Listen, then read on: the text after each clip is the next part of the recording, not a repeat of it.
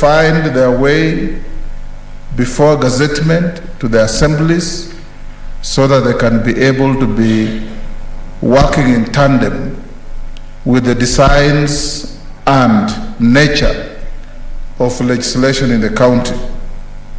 Mr. Speaker, I agree with the distinguished Senator for Makueni and Senator Lokorio. I think this you can look at clause 8, that the county printer shall publish the county gazette at least once in every week.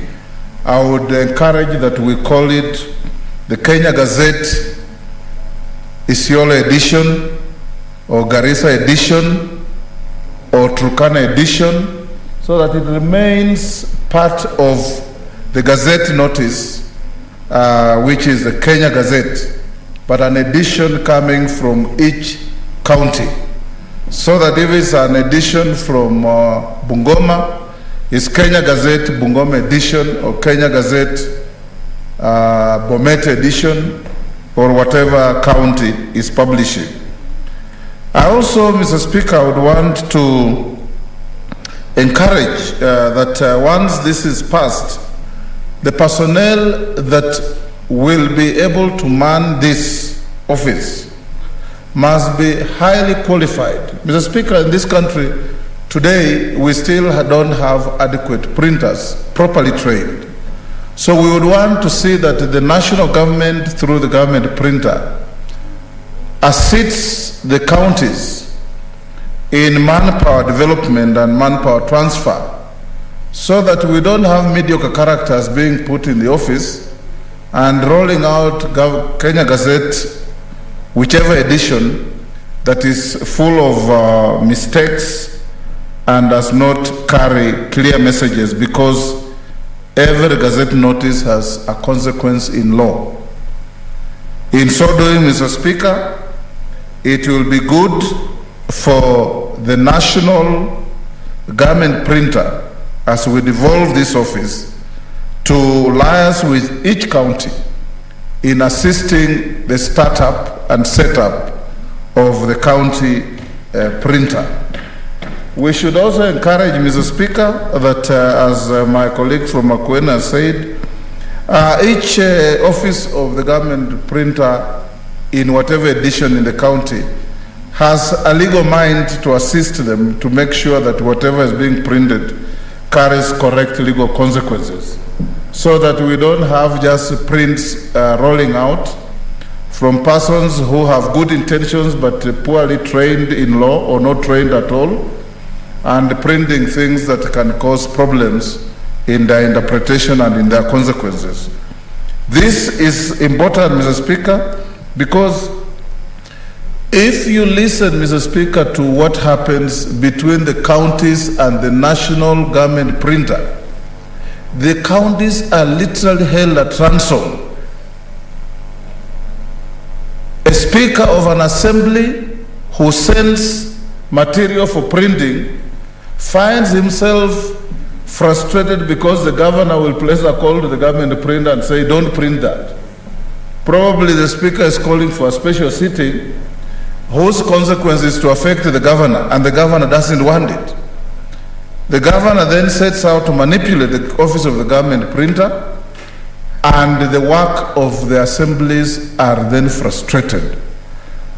As we set up this office, Mr. Speaker, it must be an office that enjoys some degree of autonomy and independence, so that a government printer printing a Kenya Gazette CI edition is not in the clutches of the governor, or in the clutches of the speaker, or in the clutches of any office.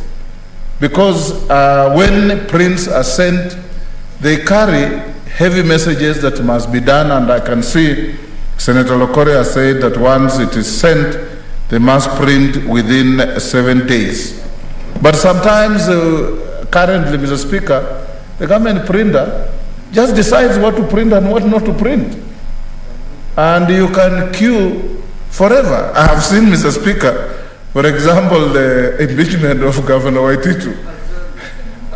He was impeached at 9, and the print was out at midnight, within 3 hours.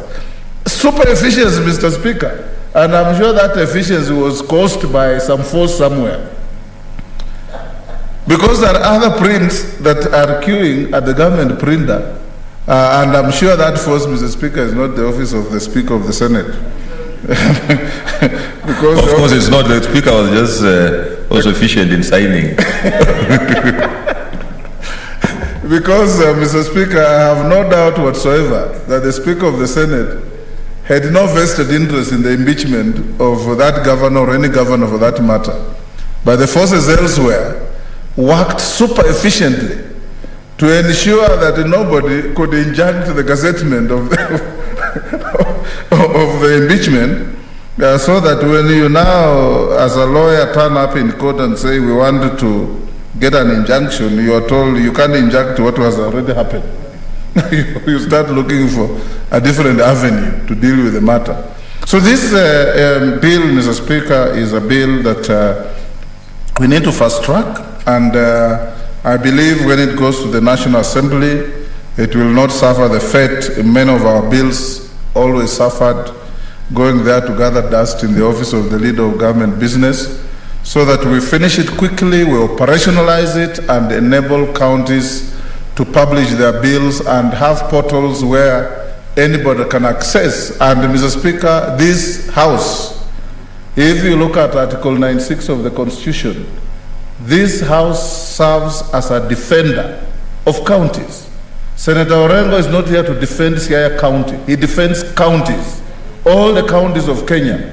So we would want those publications in the counties, Mr. Speaker, to also have some depository within the Senate documentation, so that anybody who wants to see Kenya Gazette Mombasa edition simply asks one of our clerks, and within a minute it's with you, and you are able to make your reference in whichever way you desire to do. So Senator Lokoria, if you can capture all those, this will be a very good functional bill that will make it easier, will make it efficient, and will finally liberate counties from the draconian behavior of the current office of the government printer that does what they want depending on who is causing them to do. Thank you, Mr. Speaker. I support. Senator Langat. Okay, thank you, Mr. Speaker, for also giving me this opportunity to add my voice on this. I want to support this particular bill of the creation of the County Printer 2021. I want to support it, Mr. Speaker, because our responsibility as members of this House is always to support devolution. And part of supporting devolution is actually supporting services that are being taken closer to our people. This is a very important bill, Mr. Speaker. I've seen right from the onset, the definition of the terms that will really help any person coming across it to understand the contextual meaning of some words that could easily be confused if such particular contextual definition was not effectively provided. So we can really understand some terms that will make an eye-opener to anyone who wants to understand clearly this particular bill. I've gone through it, Mr. Speaker, especially right from the objects of the bill, that it is intended to provide effective services to the 47 counties. I want to support what Senator Wetangula was saying, that it could be, it could further be redefined as maybe cassette for a particular county, like maybe Bomet chapter, the county of Busia chapter, because that also will provide a linkage with the government printer. I just want also to say that in part 2, I've seen the functions of the office of the county printer clearly stated. I'm also very happy that the qualification for the office holder has also been specified well. And this will really help when sourcing a particular person who will competently run such a very important office. So this is a very important bill that will help our counties, and I want to also say that regulations should be effectively put in place so clearly so that this particular very important office may not be abused, just as Senator Wetangula has said, what's happening with the government printers. So this is a very important bill that all of us should really support it, because it is part of taking the services closer to our people. Mr. Speaker, I just also wanted to say that particular elements have been clearly put, especially when it comes to the number of times publication can take place in this particular government printer, for example, once every week. This will help to speed up the process, because at times, as we know very well, that whenever some very important information wanted to be printed with the government printer, sometimes it takes a lot of time, and some which have got some intentions from some particular quarters normally take shorter time. That's why regulation should be very important to provide uniformity when it comes to printing matters. I support this particular bill, Mr. Speaker. Thank you.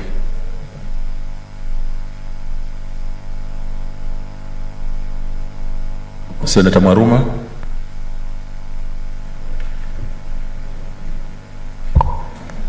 Thank you, Mr. Speaker, for this opportunity to contribute to this very important bill, the Office of the County Printer Bill. Mr. Speaker, this is a very important bill because of the delays that occur at the government printer. Mr. Speaker, you know that all the bills that are processed through county governments, county assemblies, are supposed to be published, but it takes a very long time before these bills are published. This Office of the County Printer Bill seeks to devolve the government printer so that we lessen the time to publish these very important bills and documents. Mr. Speaker, one time I was asking my county assembly why they have processed very few bills. In fact, Mr. Speaker, for the first 5 years, they were able to publish only 3 bills, apart from, of course, the budgets and the appropriation bills. The answer they gave me is that they are unable to process the bills because they are not published at the government printer. Now, this is a panacea to this problem, Mr. Speaker, because then that queue or that queuing at the government printer will be lessened, Mr. Speaker. Mr. Speaker, governments are run through policies and laws.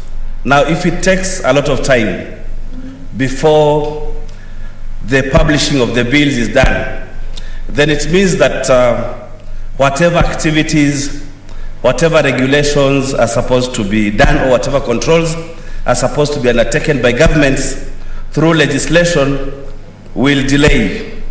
I'm looking at a situation, Mr. Speaker, where governments are supposed to generate revenue through particular bills, and the bills are not processed because they are not published at the government printer. Obviously, the rate of development will be lessened. I have, for instance, an example where a bill was supposed to be processed in Kitui, which had to do with value addition for textiles. It took a very long time, and we were questioning it at the Public Accounts Committee why it had taken a very long time to publish or to process that bill. And the answer we were given by the executive is that there are delays at the government printer. So definitely, if we have a devolution of the government printer or decentralization of the government printer, then this is a solution to some of these problems. Mr. Speaker, I was following up a bill in my county called the County Alcoholic Drinks and Beverages Bill. Mr. Speaker, this bill was supposed to control the way alcohol is taken, the time it is taken in my county. Again, that bill took about 3 years to be published. That bill was supposed to regulate the time for drinking in my county, but also to generate revenue from that bill. Mr. Speaker, it took a very long time, and that was a very important bill because in my county, drinking of alcohol is quite a problem. It does not only lessen the time for generating income in terms of people getting to work, but also the boys are overdoing it. They don't have time to get children. They don't have time to work on getting families. They don't have time to work to feed their families. So, Mr. Speaker, that was a very important bill, and I know finally it passed, but then there are very many other important bills that are being delayed as a result of this government printer being at the national level. Mr. Speaker, I also have another example of a fund that was supposed to be created through a bill of our county government called Datu Sawazisha Fund. It took a very long time. Why? Because of the queuing at the government printer. This fund was supposed to provide funds or money for youths, women, and people living with disabilities to get funds for doing business. It delayed for about 2 years, and obviously then our young men, our women, and our youths could not access funds to do business with the county government. So, Mr. Speaker, I support the bill fully. I have gone through the bill. I was involved at the processing of the bill by Senator Locorio, and we went to Naivasha. We looked at the bill at length, and so I'm happy and pray that it goes through this Senate. I know when it goes through the National Assembly, they'll also expeditiously process the bill so that it can be used by counties. I thank you, Mr. Speaker. Senator Professor Kindiki.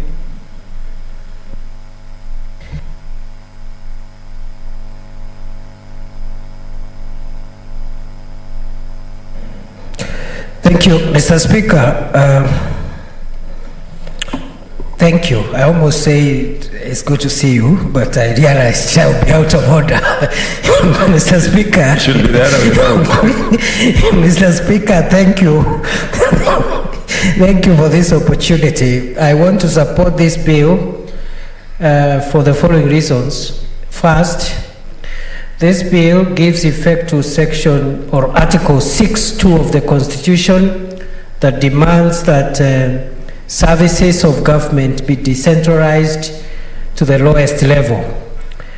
Mr. Speaker, this bill also gives function, or rather amplifies on the whole concept of devolution, and therefore it is important that each county has its own printer to avoid a situation that is prevailing at the moment, where there is a very long queue of legislation pending as a result of moving this country in 2010 from one parliament, having one parliament, to actually having 48 parliaments.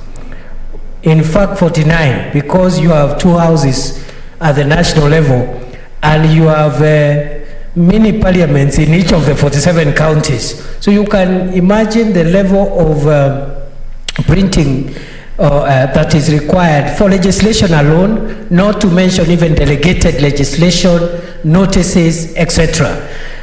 Thirdly, Mr. Speaker, the Constitution has demanded a lot of policy and administrative actions to be gazetted and to be done in a regular and formal way. And therefore, printing services by county governments is likely, or rather is a major function that requires the office of a government printer in each and every county, Mr. Speaker. Mr. Speaker, this Senate recently passed the county attorney's bill, which is now an act of parliament, I believe.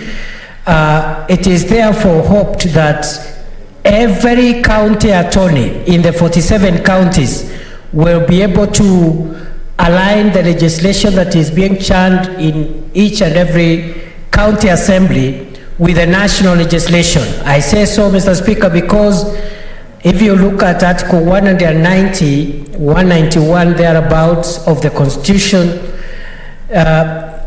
county or legislation in counties is supposed to be aligned to the legislation at the national level. So I hope, as much as it is a good thing to devolve printing services, government printing services, and have them located at each and every county, this will not generate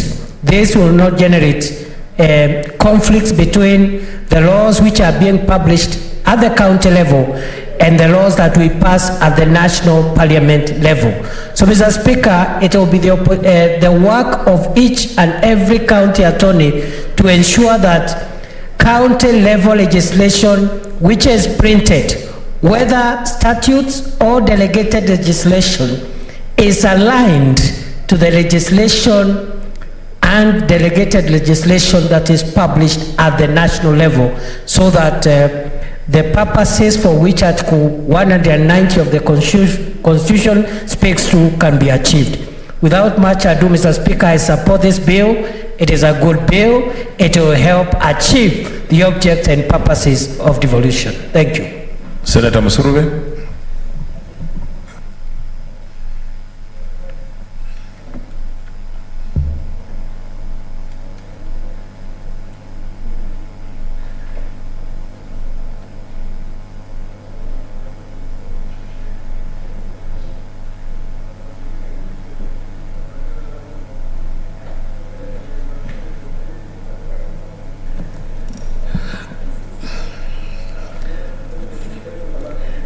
Thank you, Honorable Speaker, for giving me this opportunity to support this bill by Senator Were.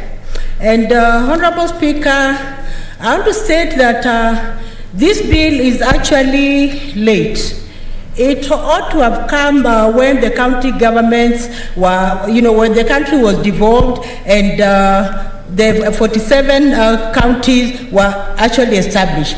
This is because, Honorable Speaker, when we look at the Constitution and we look at the fourth schedule of our Constitution, it comes out very clearly, Honorable Speaker, that county governments have functions.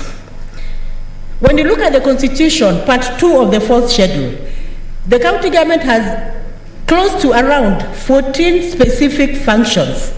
For instance, issues of agriculture, issues of farmers, issues of fishery, issues of county health services and all that, Honorable Speaker, and even promotion of healthcare services. These are county, functions. When you're talking about cultural activities, when you're talking about libraries, when you're talking about sports, when you're talking about transport, when you're talking about border issues, all these issues are issues that are devolved, Honorable Speaker. And the Constitution clearly mandates county governments to ensure that it plays these functions, Honorable Speaker. When you look at the Constitution, Honorable Speaker, and we look at Article 185, it connotes that county assemblies can actually come up with laws that will help county governments manage these functions, Honorable Speaker. And it is unfortunate, Honorable Speaker, that county governments are also not really allowed to come up with laws, to gazette the laws that can help in governance, Honorable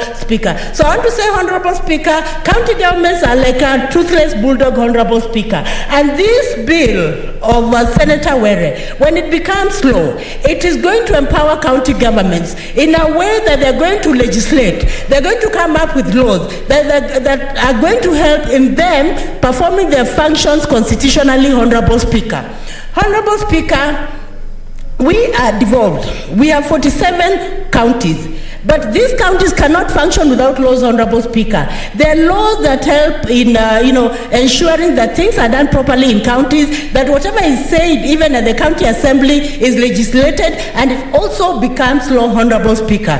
There is need for this law, there is need for this bill to see the end of the tunnel, Honorable Speaker, so that county governments eventually can have the authority to come up with laws that will help it establish its, laws that will help them establish themselves and also help them also perform their duties, Honorable Speaker. Honorable Speaker, when we are talking of, a gazette notice can give authority to whatever is discussed. A gazette notice can even ensure that whatever is being said about counties is authentic and can even be used in legal proceedings and can even be used in the future, Honorable Speaker. It can be quoted that yes, this county assembly came up with a law that is going to help farmers, and because of this law, we are going to ensure that the law is followed to the letter, Honorable Speaker. And why am I saying that it is important for them to come up with their own, their own publications? It is because, Honorable Speaker, to serve that mwananchi effectively, we must have laws in place.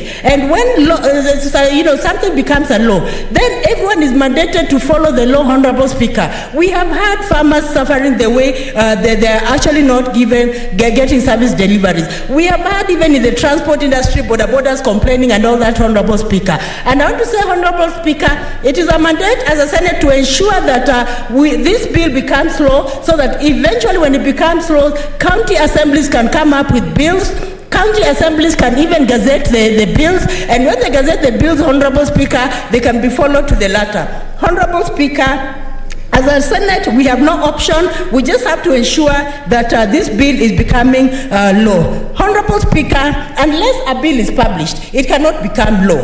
And so it means that whatever the county governments are doing cannot be effective. If they can come up with, draft laws, but eventually they go to the national printers. And by the way, Honorable Speaker, even going to the national printers is a harrowing experience, Honorable Speaker, because the national printers, is a skeletal work, considering that they have to serve all the 47 counties. Now, if they're going to serve all the 47 counties, they may not be able to manage the bulk of work that comes before them, Honorable Speaker. So there's need to devolve county printing services, Honorable Speaker. There's need to ensure that all counties are able to do their own works, Honorable Speaker. And when I'm talking about that, Honorable Speaker, all counties have their own preferences. All counties have their own priorities. You'll find that in some counties, they'll be keen about fisheries. In some counties, they'll be keen about sugarcane. In some counties, they'll be keen about coffee, Honorable Speaker. So I want to say, Honorable Speaker, when laws regarding what people really, value in counties are passed,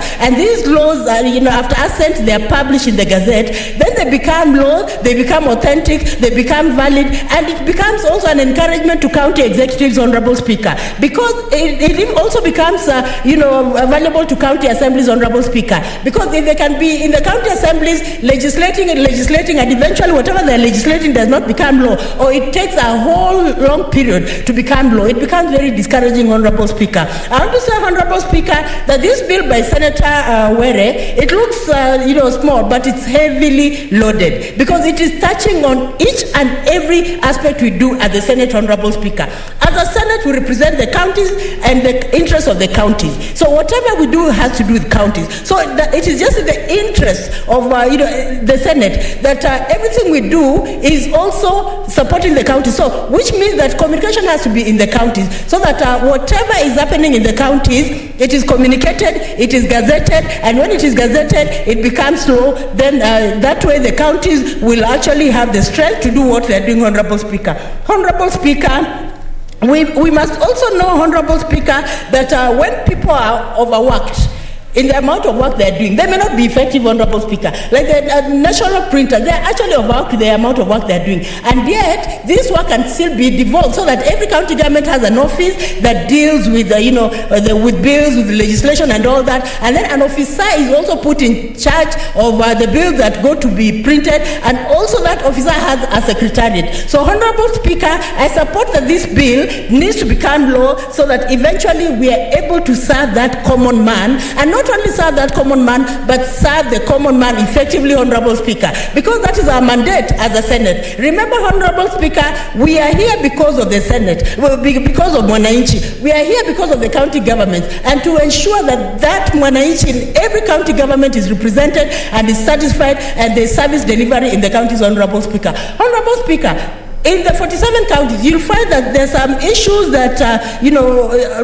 come up every day. Like, for example, issues of land dispute. You'll find that issues of land dispute sometimes can even make people very uncomfortable. But if there are laws, per county that counties can come up with, specific counties can come up with, and say that in the event of a land dispute, this is what is going to happen. In the event of any dispute in the county, this is what is going to happen. It is gazetted and it becomes law. Then people are going to live harmoniously, and we are going to ensure that the law will ensure that everyone is satisfied, Honorable Speaker. Honorable Speaker, I want to suggest that as my fellow senators support this bill, and I know everyone is in support of this, I hope that when the bill goes to the National Assembly, it will see the light at the end of the day, and eventually it will become law. So I want to support this bill because it is going to ensure that county governments are able to come up with an authentic document that will be permanent, that will be official, that will help with governance, that will help county executives and county governments execute their mandates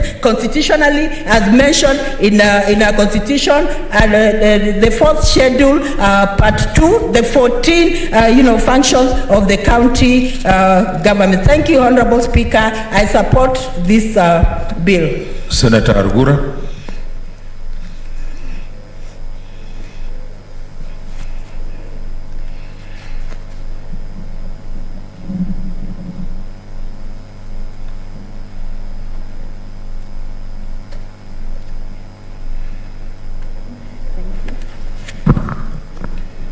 Thank you, Mr. Speaker. Mr. Speaker, I'd like to thank Senator Were for bringing up coming up with this bill, because it serves a very important purpose. It fills a very important gap in law, because it's very clear that the whole essence of devolution is to devolve service delivery to the lowest level, and part of that service delivery is legislation which is being done by the county assemblies. And as the Constitution has clearly stated, for the county assemblies to legislate, as stated in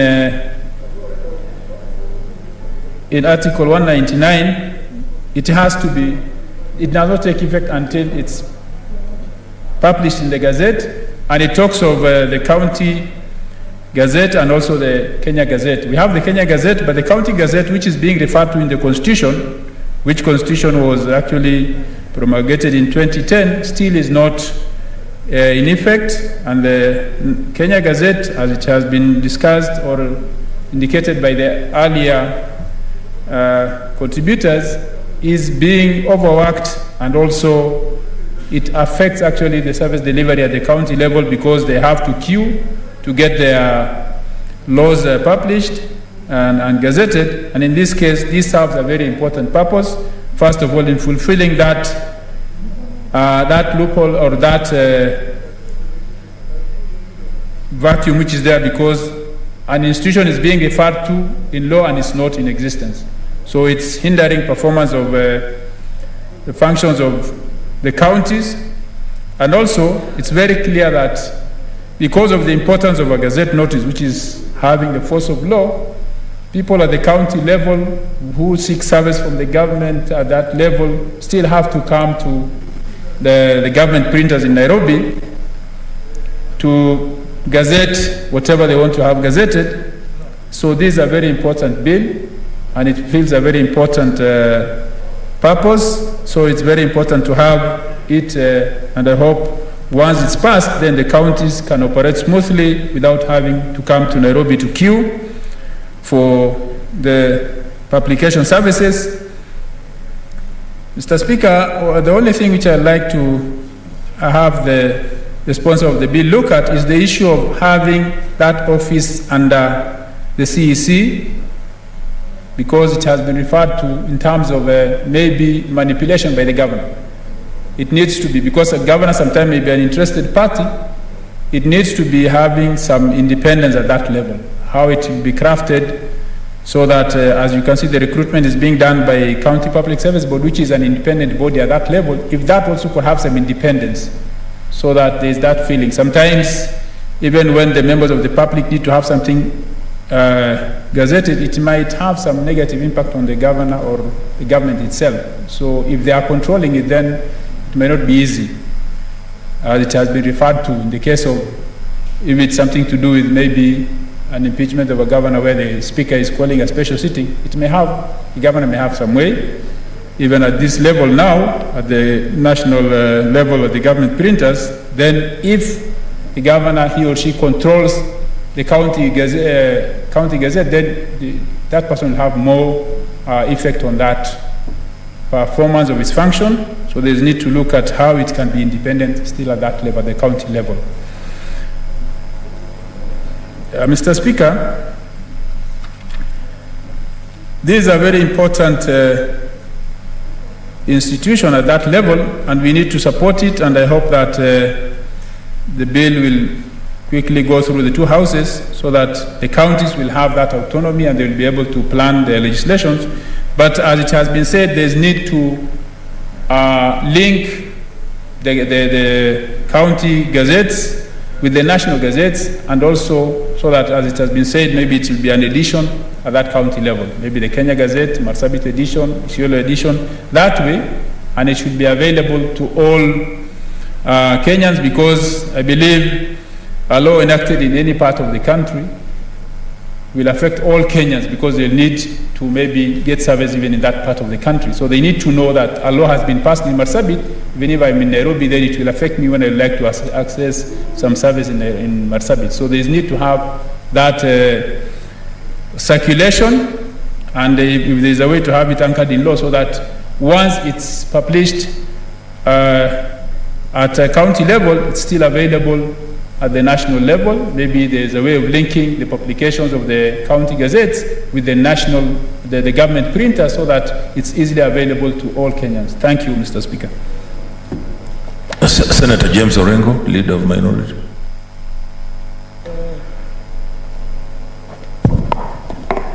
Thank you very much, Mr. Speaker, for giving me this opportunity. I commend very much this bill and thank Senator Petronilla Were for coming up with this bill.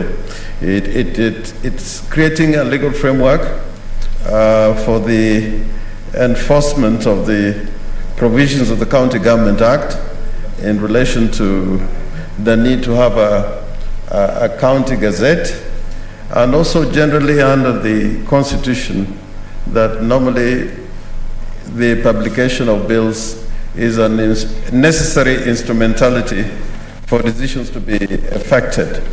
And therefore, this bill probably should have come out earlier. It is unfortunate that it's coming eight years after the establishment of, or 9 years after the establishment of county governments. So all in all, there is nothing really to say to criticize this particular bill. The only fear that I have, and probably Senator Petronilla Were, if you could take an account, and I think I heard Senator Wetangula say some things which would point to mischief which may be committed by certain people in ensuring that the operations of the Gazette, County Gazette, does not take place as should. And I'm looking at clause 5A, and I think it may be a dangerous clause if it is left in this form. And Mr. Speaker, just for clarity, if I may read it, it says the office of the county printer shall be responsible for the printing and publication of the county gazette, and shall A, publish in the county gazette such documents and information as approved by an authorized officer. Now, I think that is a dangerous provision, because it means that nothing will get in the county gazette until an officer who is a public officer within the county approves such a publication. If it's a matter which is required by the law to be published in the Kenya Gazette, nobody should seek an approval. It should be self-executing. And you know the danger that I see here, if you go to a county where there is, and I think Senator Atangula talked about it a little bit, if you go to a county where there is a problem between the county assembly and the county government, and there is a publication that is required to be made in the county gazette at the behest of the county assembly, if such a publication has to await an approval of an officer sitting within the executive, I'm sure that such an officer will frustrate such publication from taking place. And therefore, there's need to reword that clause 5A. If is anything that is required to be done by law, no approval then should be required from an officer.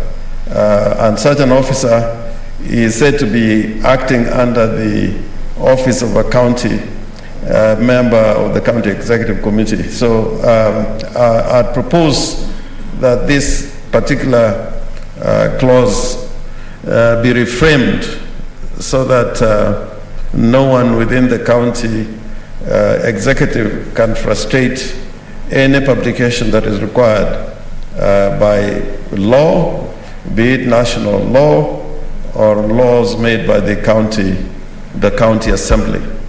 Now, you know that, and probably, Mr. Speaker, going to the future, maybe even Parliament may require its own printer.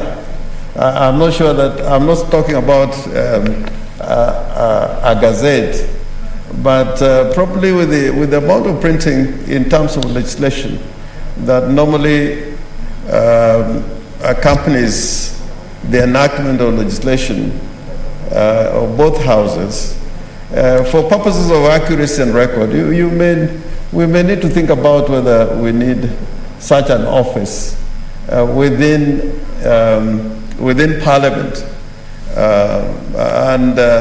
Of course, this may be necessary going by history. Sometimes we do not realize how many times, particularly when it comes to notices, how many wrong notices are put in the Gazette to mislead, and even in the government printer, issues have arisen when Gazette notices or even enactments made by Parliament are changed or altered. And for that matter, in order for Parliament to have its own record of the laws that we enact and the subsidiary legislation that goes through Parliament, that we need a printer. Just like a university normally has a printer. Oxford University Press, is a printer for the university. And I think looking to the future and knowing that Parliament is going to consist of many, many people, I think at the end of the day, next year, if certain things happen, you may end up with 400 to 500 members of Parliament. And you need a repository of what we are, our own product, which is legislation, so that you don't have to go to the government printer, to get a piece of legislation, which has come from us. And for the very purpose that counties also require printers, I think that Parliament also may require a printer going to the future. And this also goes in tandem with the need to devolve. So the printing, the government printer, that office is being devolved by effect of the County Government Act and operationalized through this bill. So, Mr. Speaker, I commend this bill and support it fully. I thank you. Senator Masinza, Naomi. Thank you, Mr. Speaker, for giving me this opportunity to support the Senator Petronila's bill on the county printers to decide how to devolve the bill. The printers. Mr. Speaker, it is important that everyone gets to understand that when you access information, then you are free of contradiction. Mr. Speaker, this bill then gives us gives us the opportunity for decentralizing the printers that we have in or much of the work that is done in the county government printer. Mr. Speaker, it then facilitates again to be specific, it facilitates the effectiveness, the transparency and the accountability of the work that is done at the county to be more reliable and more of the transparency that we need in the station. Mr. Speaker, when we talk about the decentralizing these services, we look at more work being devolved, and to be very specific, when you look at most of the work that is mostly takes place in the government printer, there's so much work that is at the government printer, and if we have all these printers devolved, it will be better for the citizens to rely on their work and to access information quickly. Mr. Speaker, I want also to say that if amendments then are to be done on this bill, we look at the amendments of if the budget cannot allow, we can even introduce the issue of having regional printers introduced regionally, like we have in the whole of the government. We have like 10 regional printers, so that we can facilitate the work, the documentation that is done at the counties. Probably several counties coming together and getting one regional printer. Mr. Speaker, I also want to say that there is much that has been done with our county assemblies in terms of legislation performance, and all this needs to be documented, especially when it comes to documents in software and access to the people who are responsible for those documents. Therefore, with this bill, then we get a proper framework that will enable those legislation acts that have been done with our county assemblies be fast-tracked when we have these particular stationaries. Mr. Speaker, I also want to say that looking at the budget plan, not all counties will be in position to plan for this station, but with the law in place, then they will be forced to budget for their own sessions and make sure that this bill or their work is documented and their work is fast-tracked. Mr. Speaker, when you look at the Gazette notice of important documents, important conversations that are done, we find that most of the things that are done in county governments come all along to Nairobi in only one government printer that needs to be documented or to be processed there. Therefore, this printer, just like when another person has his or her own printer in her office or in his office, then the counties will be facilitated in that term, and therefore the good thing is that work will be processed, effectiveness of this work will be done, and the responsiveness of the service provision compared to what we have here will be fast-tracked and will be facilitated. Mr. Speaker, I want to say that I support this bill, and I encourage my sister Petronila that when this bill has been passed or will be passed, we shall have more of the work being processed at the county level, and more counties will be responsible of their own documentation. Thank you, Mr. Speaker, and I support. Senator Stewart Mazayo.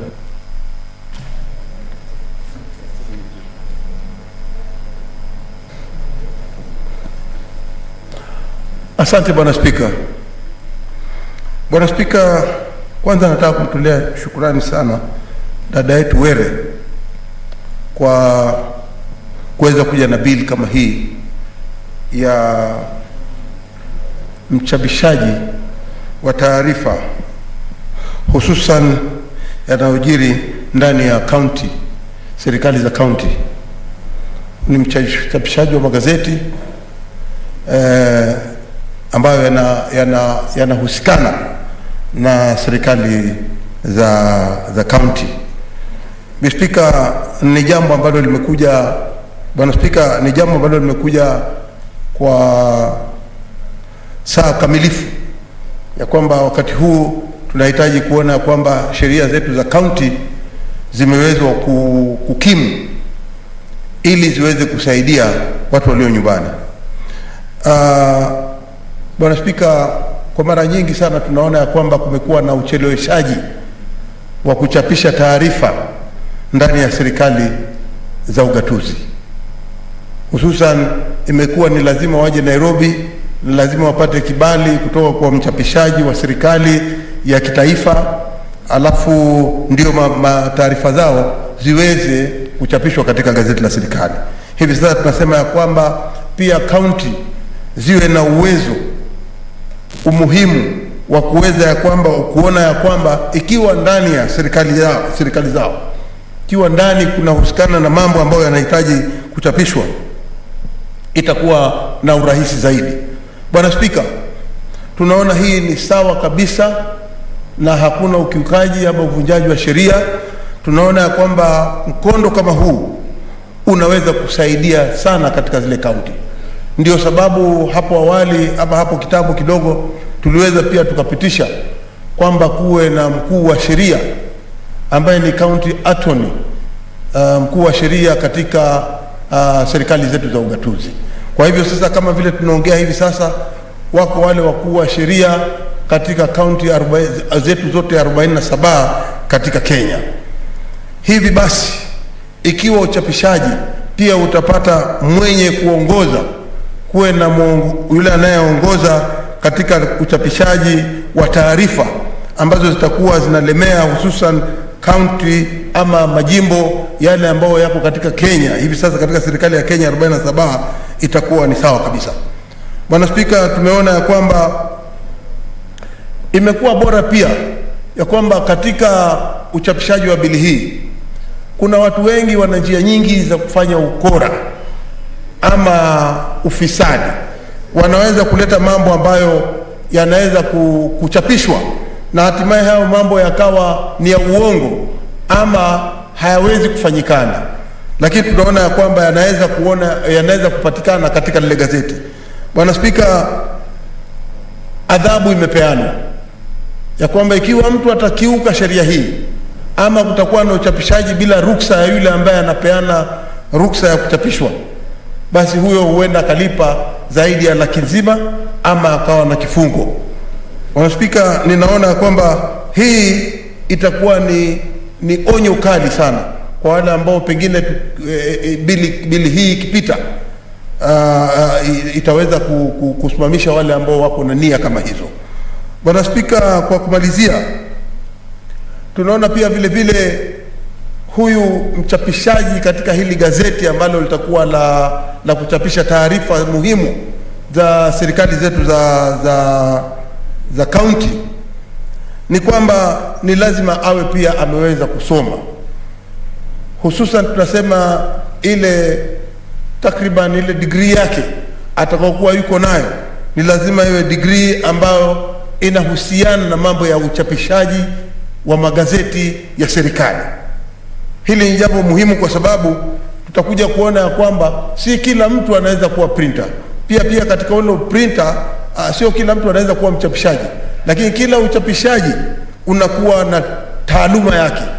Kwa hiyo tunasema ya kwamba hii ni vizuri kwamba katika kila kaunti hivi sasa watakuwa wanategemewa ambalo lina mtu ambaye ameweza kusoma na atakuwa na juhudi ama atakuwa na uwezo wa kuweza kuona ya kwamba taarifa yoyote ambayo itakuwa imechapishwa ikiwa yeye kama ndio mkuu wa huo uchapishaji amepitisha.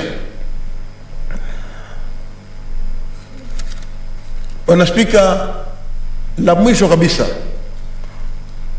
uzuri wa hii bili ni kwamba sasa inaleta mwelekeo ndani ya kaunti. Hakuna chochote kinaweza kufanywa ndani ya kaunti bila kuona ya kwamba kimechapishwa na wananchi wakapewa taarifa hiyo, na kila mtu ndani ya ile kaunti akajua ni kitu gani kinachojiri, ama ni kitu gani kitakachokuja, ama ni kitu gani ambacho kimechapishwa ambacho kinafaa maono ama kuongea na wale wananchi ili wajue ni njia gani wataifata wakati wa siku za usoni. Asante Bwana Spika, na pia vile vile nataka kuunga mkono bili hii. Asante. Senator Mudhama Agnes Kavindu.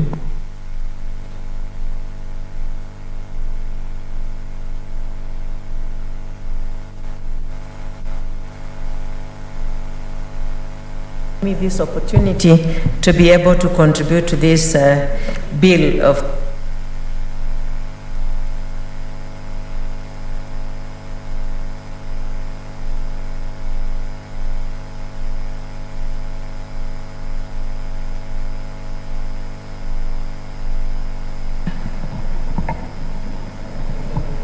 Okay, I want to congratulate Senator Were for this bill and say, Mr. Speaker, that devolution was meant to bring service to the local people at the counties. And devolving this printing system, this printer system to the counties will enable them to do publication very fast, and it will also enable the citizens to access reading of the publication of legislation of their leaders and understand what their leaders are legislating, and this will move the bills of the counties faster than it has been, Mr. Speaker. Mr. Speaker, I want to say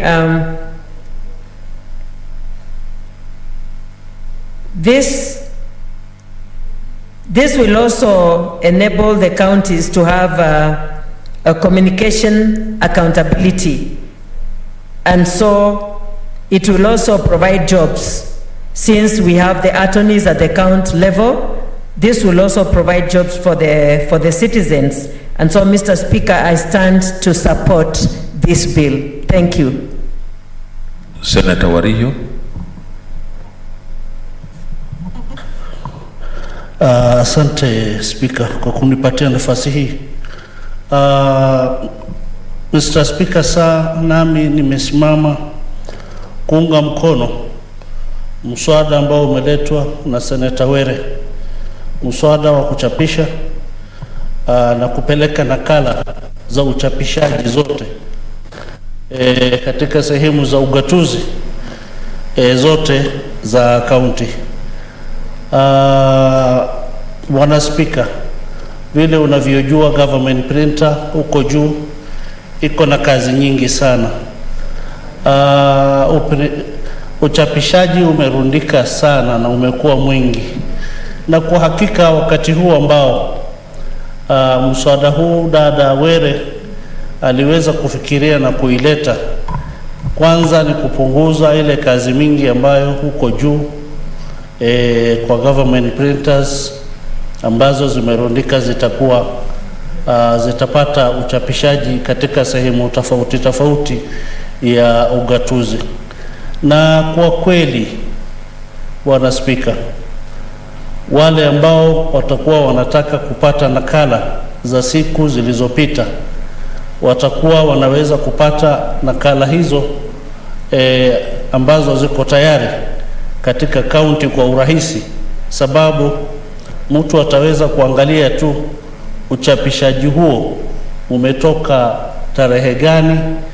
Kwa hivyo unaweza enda ukafuatilia ukapata rekodi ya huo uchapishaji na kurahisisha kazi.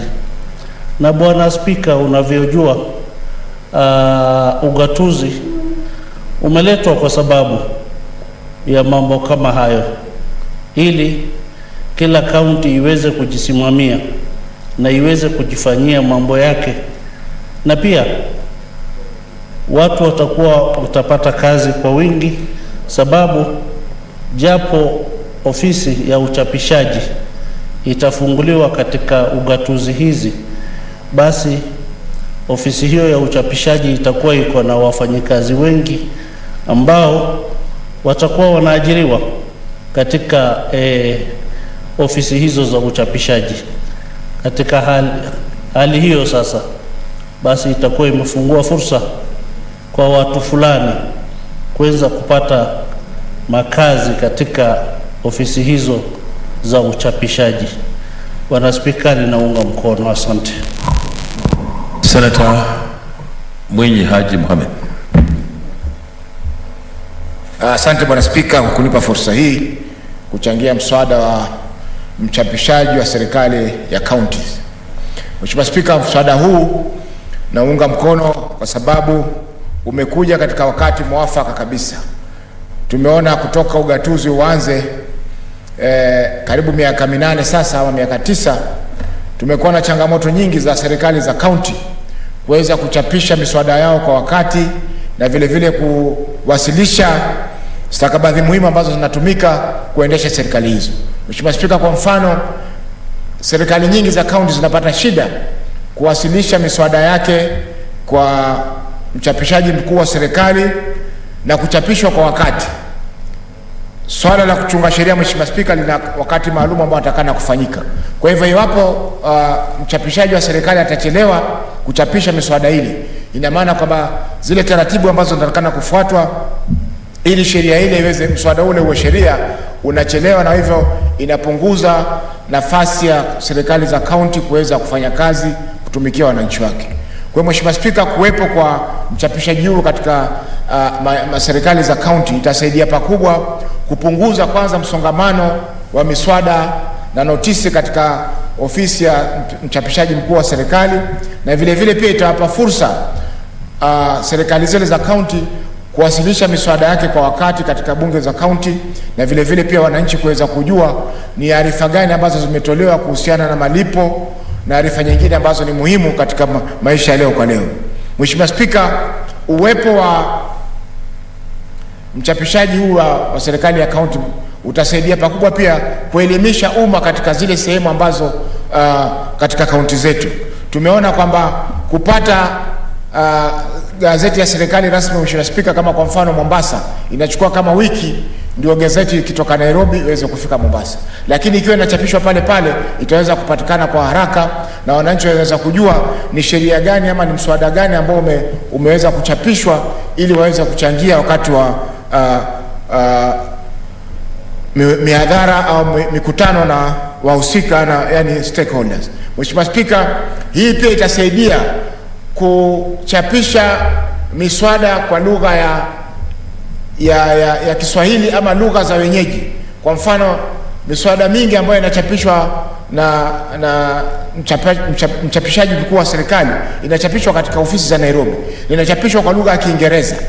Wakati wengi hawawezi kuelewa miswada hii na wakachangia kikamilifu yale ambayo yanazungumziwa katika miswada ambayo inapelekwa katika bunge za county.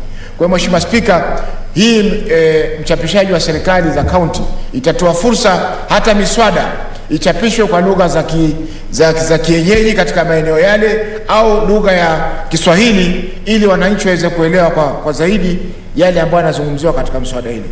Mwisho, Mheshimiwa Spika, nimeona pia katika mswada kwamba kuna fursa ya Kenya National Law Reporting Council kuwa na register ya ile miswada yote ambayo imechapishwa na bunge hizi za county. Hiyo Mheshimiwa Spika ni jambo zuri sana, kwa sababu yoyote ambaye atakuwa anataka kufanya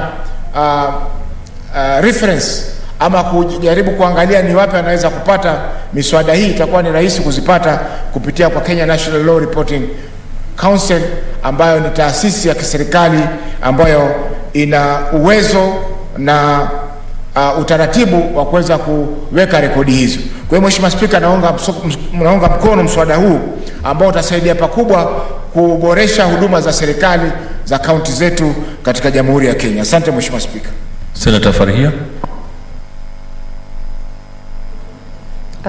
Thank you, Mr. Speaker, for giving me this opportunity to contribute to this bill.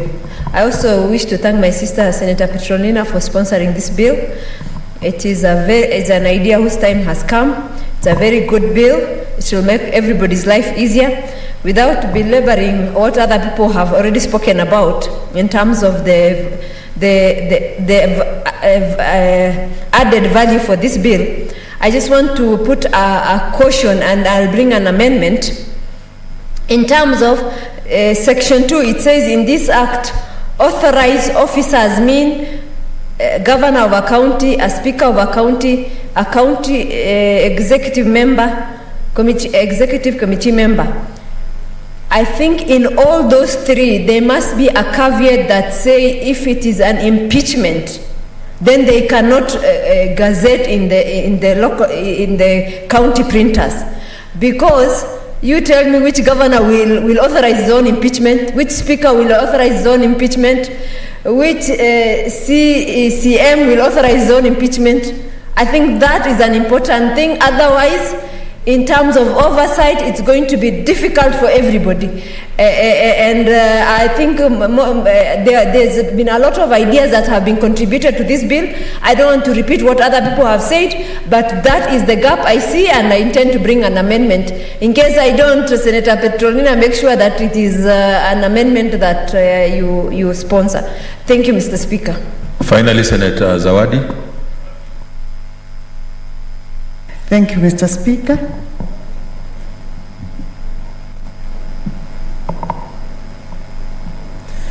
Asante Mheshimiwa Spika kwa kunipa nafasi hii ili nami nikaweze kuchangia kuhusu mswada huu.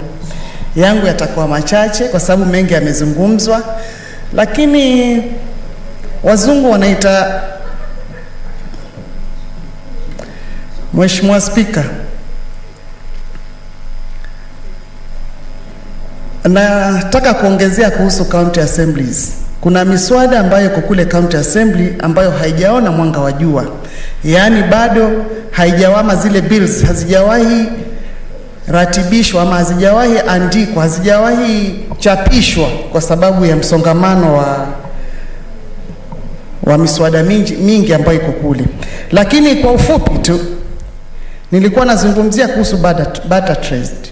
Kuna mswada ama kuna bili moja ambao kule Kilifi ipo, ama ni vile tu haijatokezwa, manake haijachapishwa, na kuchapishwa kwake itakuwa na shida kwa sababu tunaamini, kwa mfano mti wa mogoka kule Kilifi unapendwa sana, na sisi tulikuwa tunataka tuwe na mswada wetu kule ambao utachapishwa na utasema kwamba watakaoleta mogoka nao wabandikwe magunia ya nazi, basi wapeleke kule wanakotoka pia, ili sisi pia watu wa Kilifi tuwe tunafaidi kutokana na bidhaa nyingine zinazotoka sehemu zingine, kaunti zingine. Hilo ni la kwanza. Na pili, kuna wale ambao wanaoana kwa sijui ni kotini, sijui ni kwa DC. Na wakati wameenda kule huwa kuna muda fulani unapeanwa pale kwamba baada ya muda huu basi mnaruhusiwa kuoana.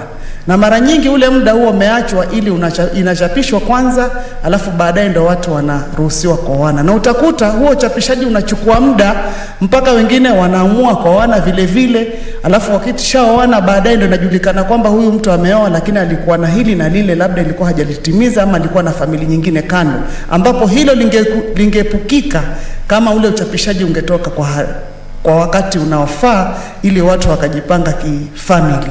Kwa hivyo nami pia vile vile kama wenzangu walivyochangia, naunga mkono kwamba kuna kazi zitaongezeka, manake kuna wasomi wengi ambao wamesoma, vipaji wanavyo lakini kazi hawana. Kwa hivyo naamini pia itaongeza uajiri wa kazi, na pia vile vile miswada yetu itakuwa inapita haraka. County assemblies wataweza kuwa na bills ama watakuwa na miswada mingi ya kisheria ambayo itakuwa inasaidia wananchi wetu, na pia vile vile itakuwa tumepeleka huduma mashinani. Nafikiri ndio maana ya ugatuzi. Asante. So Takangata, next time make sure you get at least a card. It is easier. So you're the last one on this. Thank you, Mr. Speaker, sir. I apologize for that. Let me take this opportunity to endorse this bill. It's a timely bill, as correctly stated by other colleagues. It will ensure counties process many legislations at a shorter time frame. The reason being that currently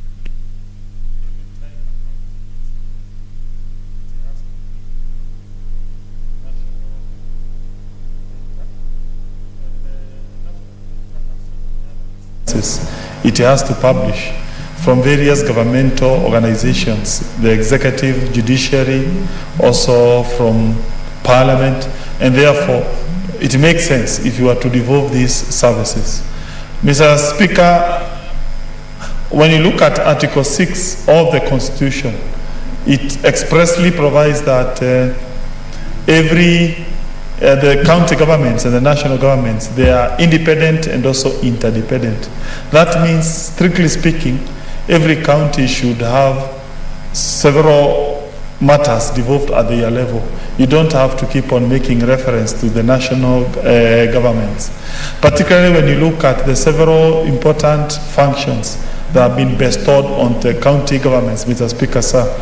Schedule 4 of the Constitution indicates, among other duties or roles of county governments, they include agriculture, that is coffee, tea, such, milk. They include health services. And therefore, such important functions, you need to give counties the power to make decisions and legally gazette those decisions. And that is why I support this bill. But there are areas that can be improved, Mr. Speaker, sir. One area is who are the officials who have the legal duties to issue a gazette notice at the county level. According to this bill, it is proposing the governor, the CEC, some CECs, the speaker. Some of those officials, they may be subject to adverse gazette notices. Take, for instance, an impeachment of a speaker, an impeachment of a governor, and therefore, it goes without saying, a governor or a speaker most likely will not gazette his own removal from office. And therefore, in such instances, we need to amend this bill so that you either transfer that functions to the national level, where adverse gazette notices needs to be signed. Otherwise, they will most likely sit on those decisions, and that will not happen. The second issue is the issue of publicity surrounding gazette notices. Mr. Speaker, sir, for a gazette notice to have some effect, for some social and political and economic effect, it needs to be publicized. We have looked at this bill. It provides that these gazette notices can be in electronic form. But the word used there is meaning there is no legal compulsion for various counties to be gazetting these notices electronically. I would propose that we amend and we drop the word may. In its place, we insert the word shall, so that these gazette notices can be available electronically. That way, we increase the number of people who can access these notices once this bill becomes law. Another area, Mr. Speaker, sir, we need to consider is who is going to foot the bill, the cost for establishing these offices. Is it the national government or the respective county governments? That needs to be expressly provided for. I would imagine it is the respective county governments, so that it doesn't entail an extra burden on the national government. Finally, Mr. Speaker, sir, county governments, they do an important role, particularly on matters agriculture. I come from an area that coffee is very important, tea is very important in Murang'a County. Also, the people of Murang'a are very good business people. Mr. Speaker, sir, also milk is also one of our most important agricultural product. And therefore, I look forward to the day when this bill will be law, so that the CC in charge of agriculture in Murang'a can be able to print or issue a gazette notice as soon as possible whenever there is a progressive bill concerning matters of agriculture has been passed by respective county assembly. Mr. Speaker, sir, I also look forward to the passage of this bill so that Murang'a County, whenever there are issues concerning health that needs to be gazetted, those issues can be done as soon as possible without awaiting the ratification by the government printer here in Nairobi. That way, we make Murang'a County more efficient. We make services to the people of Murang'a more easily available, as opposed to making reference to an office that is way up here in Nairobi. As I finalize, Mr. Speaker, sir, I think when I look at Murang'a County government, the way it is being mismanaged, the problems it is currently having, I strongly believe that a government that is fully in charge of its affairs at that local level would definitely improve services at the county level. With those few remarks, I support, but I propose those amendments. Thank you. Okay, I now call upon the mover to reply. Senator Petronila. Thank you, Mr. Speaker. I beg to reply and thank the following senators for their worthy contributions to this bill. Senator Mutula Kilonzo Jr., who was magnanimous enough to second the bill, Senator Moses Wetangula, Senator Dr. Langat, Senator Mwaruma, Senator Professor Kindiki, Senator Dr. Musuruve, Senator Hargura, Senator Orengo, Senior Counsel, Senator Shionga, Senator Mazayo, Senator Kavindu Mudhama, Senator Wario, Senator Mwinyi Haji, Senator Farhia, CPA, Senator Zawadi Christine, and last but not least, Senator Kangata. Mr. Speaker, these senators have expressed themselves on this bill because they have experienced, as the people in charge of the counties, they have experienced the various frustrations that counties are going through. They have expressed themselves on the issue of authenticity of the documents that counties governments produce or publish, and that having the county printer in place will also give authenticity to those documents. The Office of the County Attorney, Mr. Speaker, that is already established by a law that was passed by this House, will be working closely with the Office of the County Printer to ensure the constitutionality of the bills that will be published by the government, by the county printer.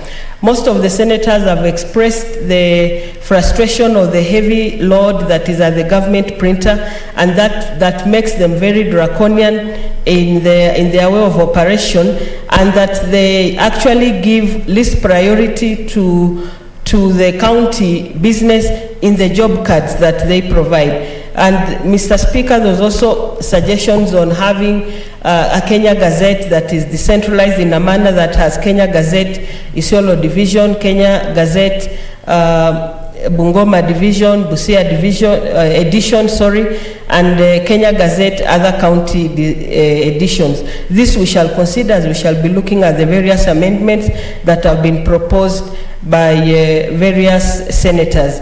Mr. Speaker, the senators also indicated that Article 6 of the Constitution, this was profferred by Professor Kindiki, provides for decentralization of government services.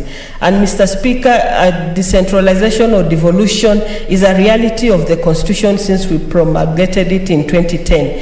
And therefore, citizens have a right to access information, public information, and having a government printer gives them that right.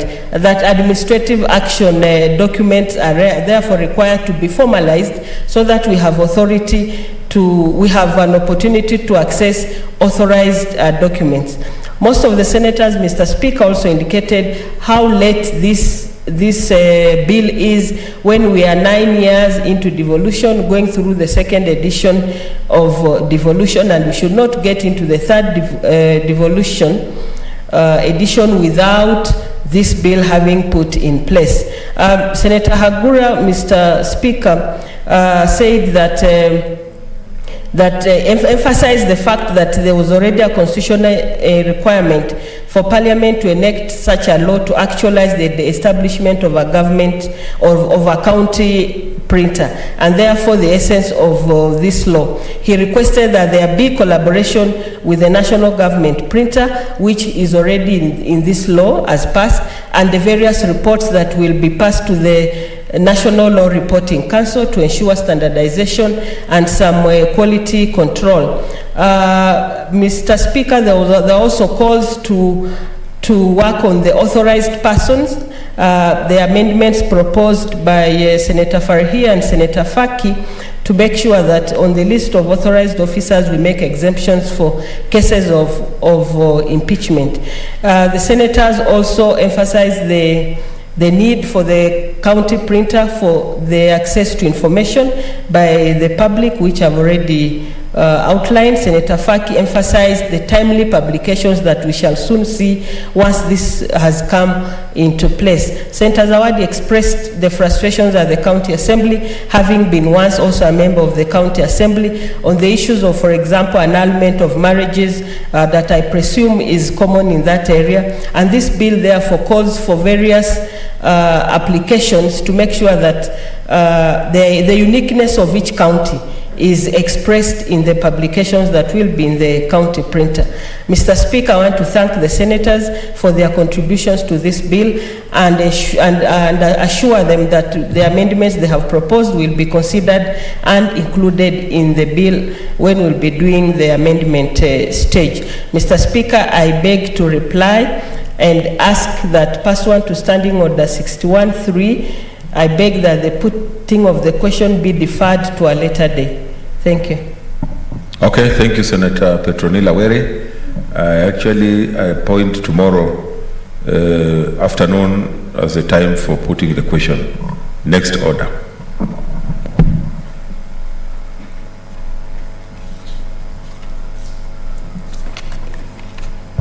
Order number 21, the Salaries and Remuneration Commission Amendment Bill, Senate Bills number 31 of 2020, second reading. Senator Kibiru.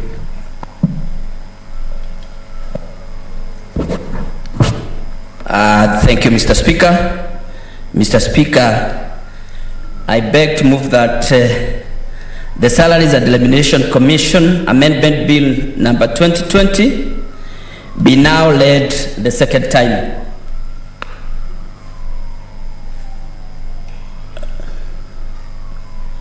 I can wait for the Speaker to sit so that I can defer to the Speaker. Mr. Speaker, the Salaries and Remuneration Commission Amendment Bill, Senate Bill number 31 of 2022. Thank you. The principal, Mr. Speaker, of the principal object of the bill is to amend Section 7 and 9 of the Salaries and Remuneration Commission Act number 10 of 2011 to provide for notification in the Gazette of the expiry of the term for the commissioners of the Salaries and Remuneration Commission that had been nominated in the original bill, and to provide for the timelines for the filling of the vacancies in the commission upon the expiry of the commissioners. Mr. Speaker, you realize we normally have what probably the legal fraternity will call a lacune whenever that position has arisen before, because we could not, there were no timeliness in executing the above issues. Mr. Speaker, Clause 2 of the bill proposes to amend Section 7(2) of the Act to require that nominating bodies undertake their respective selection exercise within 21 days of publication of their advertisement for the vacancy in the commission. Further, Mr. Speaker, Clause 9 of the bill proposes to amend Section 9 of the Act to list expiry of the term of the office holder under Article 250, subsection 6 of A of the Constitution as a ground upon which a vacancy of the commission occurs. This will therefore mean that under Section 10 of the Act, the President will be required to give notice of the vacancy in the Gazette notices within 14 days, Mr. Speaker. Mr. Speaker, further, again, the Salaries and Remuneration Commission, as established under Article 230 of the Constitution, is mandated to set and regularly review the remuneration and benefits of the all state officers, and Mr. Speaker, to advise the national and county governments on the remuneration and benefits of all the public officers. The composition of the Salary and Remuneration Commission, Mr. Speaker, ensures that each sector affected by the decision of the Commission nominates members to serve in it. In this regard, Article 230 subsection 2 provides that the Commission is to compromise of the following.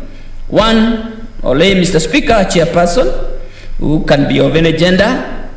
One person nominated by each of the following bodies from among the persons who are not members or employees of these bodies: Parliamentary Service Commission, the Public Service Commission, the Judicial Service Commission, the Teacher Service Commission, the National Police Service Commission, the Defense Council, and the Senate on behalf of the county government, one person each nominated by an umbrella body representing trade unions, an umbrella body representing employers, and a joint forum of professional bodies as provided by the legislation.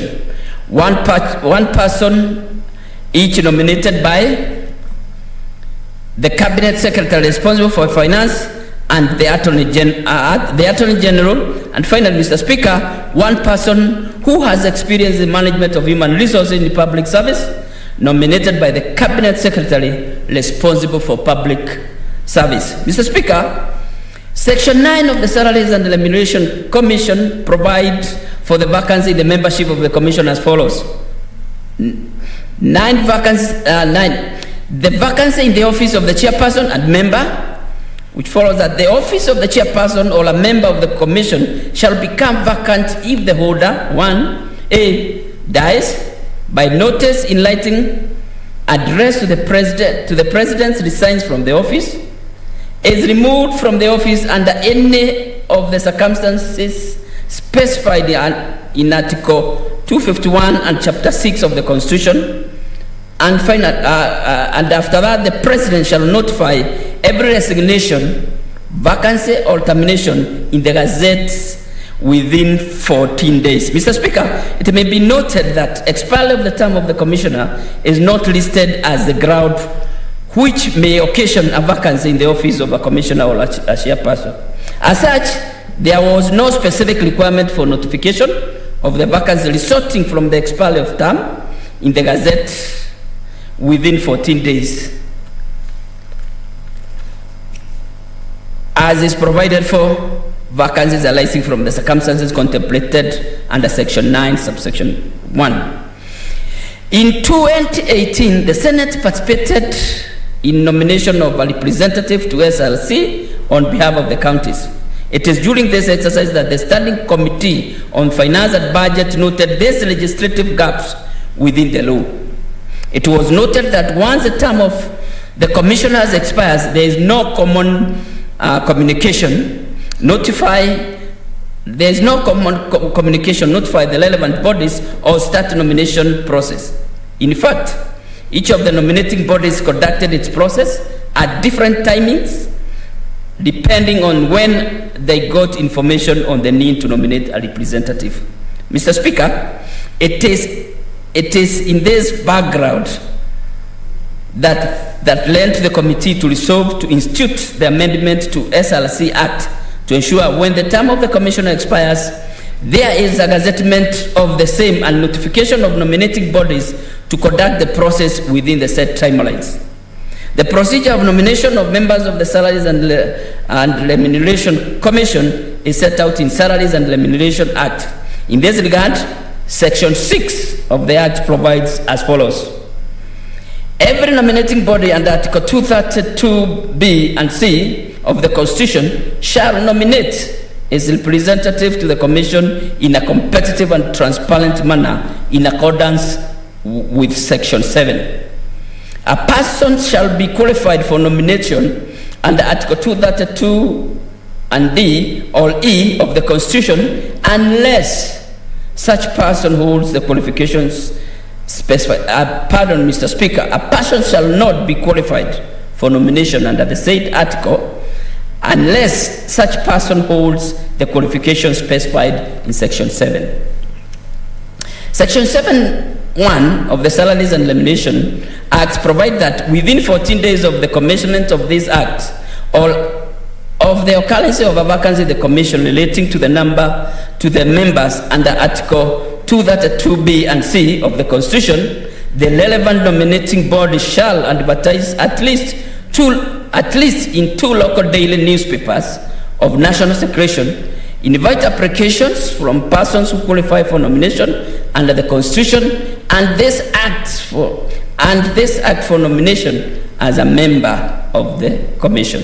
Mr. Speaker, Section 7.2 of the Act further provides that the relevant nominating body shall consider the applications received under subsection 1 to determine their compliance within the provision of the Constitution and this Act. Within the provisions of the Constitution and this Act. Interview the applicants and forward the names of 2 persons who qualified who shall be of opposite gender, Mr. Speaker, to the Cabinet Secretary for honor transmission to the President. Section 10 of the Salaries and Remuneration Commission Act provide for the filling of the vacancies of membership of the Commission as follows. Filling of the vacancy, where a vacancy occurs in the membership of the Commission under Section 9, the appointment procedures provided for under the Constitution and the Act shall apply. A member appointed under Section 1 shall serve for a term of 6 years but shall not be eligible for reappointment. Mr. Speaker, while Section 7 requires that the selection process commences 14 days of the occurrence of the vacancy, the Act did not provide a mechanism for notification of the vacancy to nominating bodies when the term of the commissioners expires. Without a single notice to all nominating bodies, each body took note of the vacancy at its own time and then commenced the nomination process. A notification of a vacancy in the Gazette was therefore necessary to prompt simultaneously nominating process by all the bodies required to nominate commissioners to the Salaries and Remuneration Commission. In addition, the Salaries and Remuneration Act did not provide for timeliness for the process of the selection of the commissioners. That was indeed even evidenced by the selection process that followed the expiry of the term of the immediate former commission on 15th December 2017. The various nominating bodies commenced a selection process that at different times and by 12th June 2018, 6 months later, the selection of all nominees under Article 230 of the Constitution had not been completed. Additionally, all the nominees would be required to be approved by the National Assembly under Article 250 of the Constitution. And delay in the selection process, therefore, delayed the entire appointment process, Mr. Speaker. Mr. Speaker, the bill, therefore, sought to provide for a timely appointment of commissioners following the expiry of terms of the presiding commission, so as to ensure that matters relating to salaries and remuneration of state and public officers were not unduly delayed due to the absence of commissioners. Mr. Speaker, this is a straightforward amendment, and is an amendment that the Committee of Finance and Budget realized it was very critical, because like you have noted, Mr. Speaker, and there was a lapse of about more than 6 months before we could get in new commissioners, and that meant people who are employed by some institutions could not be able to get their due letters, and they could not be processed so that they could commence working for this nation. So, Mr. Speaker, this is an indication, and I want to thank my members of the committee and the Secretariat for identifying this gap after carrying out that process that was tedious, because we did not have timelines. It was a laissez-faire, Mr. Speaker, and so the committee did decide that we need to fill in that gap. And precisely this is the work that we were brought into this House to be able to do. So, Mr. Speaker, this is a milestone for the Senate, because here we are. We saw a gap that had existed for some time, and we are up to task, and we are requesting that the senators will support this amendment so that we can fill in that gap. Mr. Speaker, in conclusion, it is important to acknowledge the participation or the submission by the various stakeholders.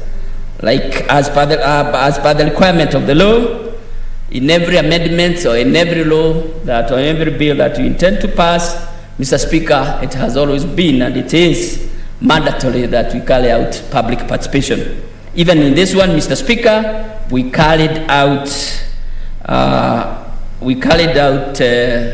public participation, and in that regard, Mr. Speaker, I would like to recognize and acknowledge the submission made by the National Treasury and Planning, the Kenya National Commission on Human Rights, the KNCHR, the African Women's Studies Center, the University of Nairobi, the Salaries and Remuneration Commission itself, and one great Kenyan who saw it fit to make a submission, one Mr. John Gashoki, a member of the public. That sounds like a man from where I come from. We are always very diligent when looking to this issue, Mr. Speaker. Mr. Speaker,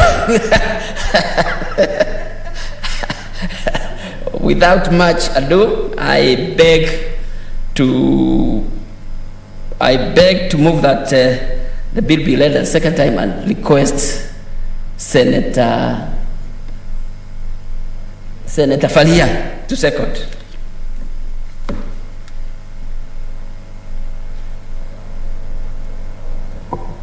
Senator Faria. Thank you, Mr. Speaker, for allowing me to second this bill. Mr. Speaker, as Chairman had submitted, this is a very simple amendment. Like he had submitted, when we were doing the recruitment for the Salaries and Remuneration Commissioner on behalf of the counties, we realized that there was no procedure for notification. As in, if a position fell vacant, there is no procedure of, people knowing, the appointing body knowing that there is a vacancy in the first place. So that means delayed recruitment. And then another issue that we noted also, that there was no timelines within which the recruitment all the process should take place and finish. So this is a very simple amendment, and it's a very simple amendment, but it is a milestone for the commission, because this is a critical commission whereby even when a new position is created within government institutions and counties, they have to do mapping in terms of even where they fit in the salary scales and all that. And therefore, if there is no such a body for, let's say, even 2 years, if nobody is notified of it, the vacancy, then what happens? There are clear gaps, and there is people of Kenya will be denied the services that they require. And then in terms of regulation, in terms of harmonization, so all the functions that are performed by the Salaries and Remuneration Commission will be held. I don't want to belabor on, because these are very simple procedure, just 2 amendments.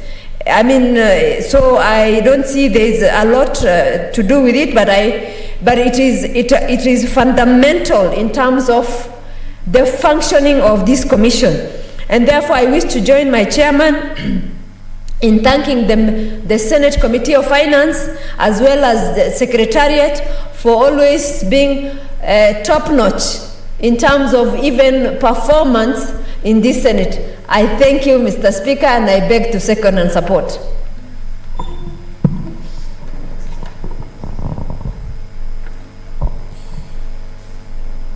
Honorable Senators, I now propose the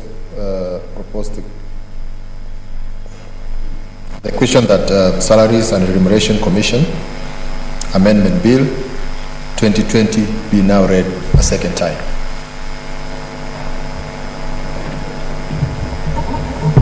Senator Kangata.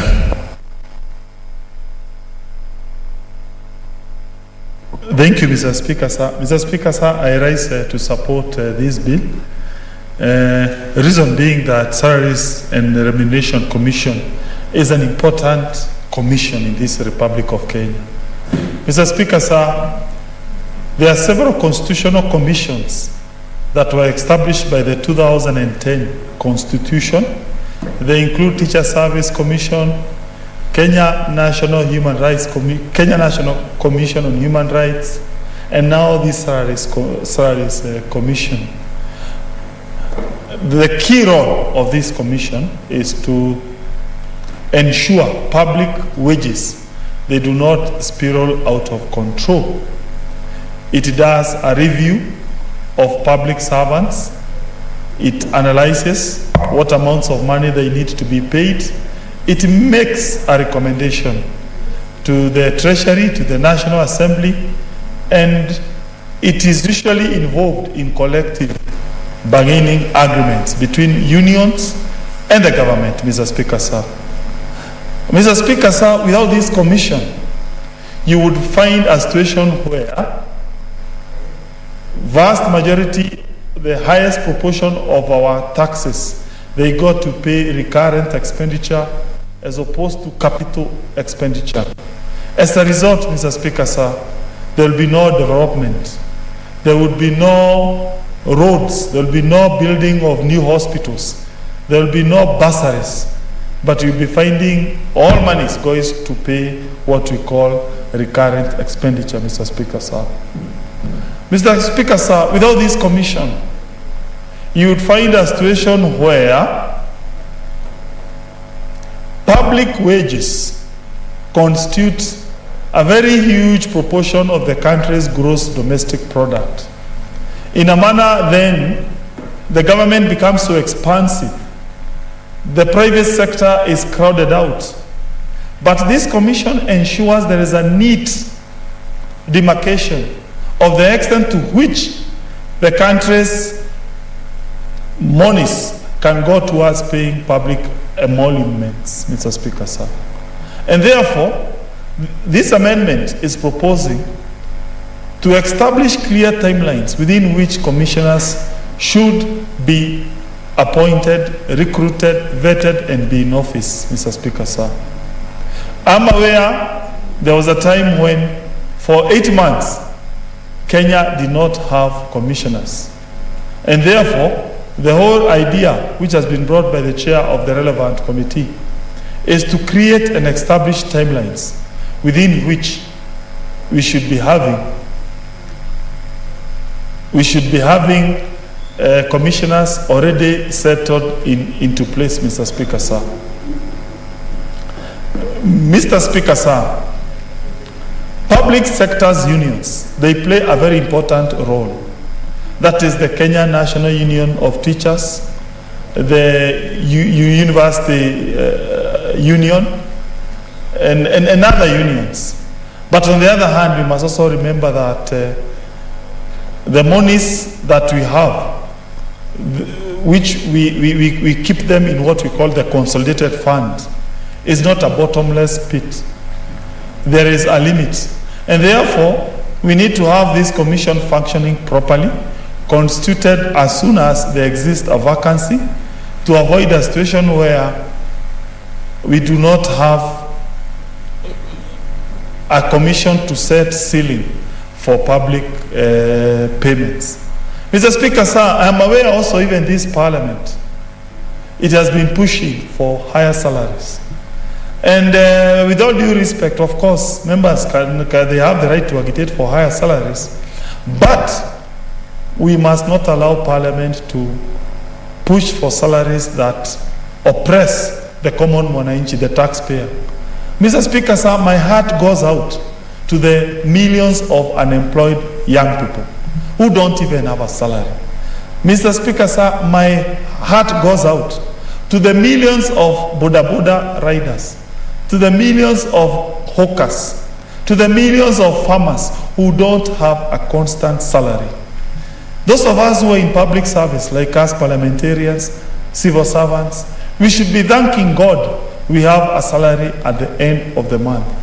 Mr. Speaker, sir, and therefore, even as we push for more salaries in those of us who are in parliament, let us also remember the majority of taxpayers who pay value-added tax, who pay, I don't know, sales tax, I don't know, income tax, they do not have a regular salaries. And therefore, the work of Salaries Commission need to be appreciated.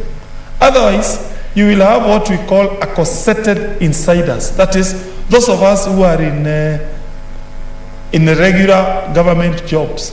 Our salaries will be enhanced so much to the detriment of the common taxpayers, the mamamboga, the boda, the farmer in Muranga, the avocado farmer, the macadamia farmer in Muranga, the tea farmer, the coffee farmer, the tea farmer. There'll be overtax. And we will be having a situation where all those taxes are going to pay public servants. And that is why I strongly support the work of Salaries Commission to ensure that they do a good evaluation. Salaries are being paid on the basis of productivity, not on the basis of the power to push government. Let us pass this proposal, this amendment, so that we encourage the Commission to be setting salaries based on productivity. How many hours do you go and work in the office? I love the people who have small kiosks or small shops.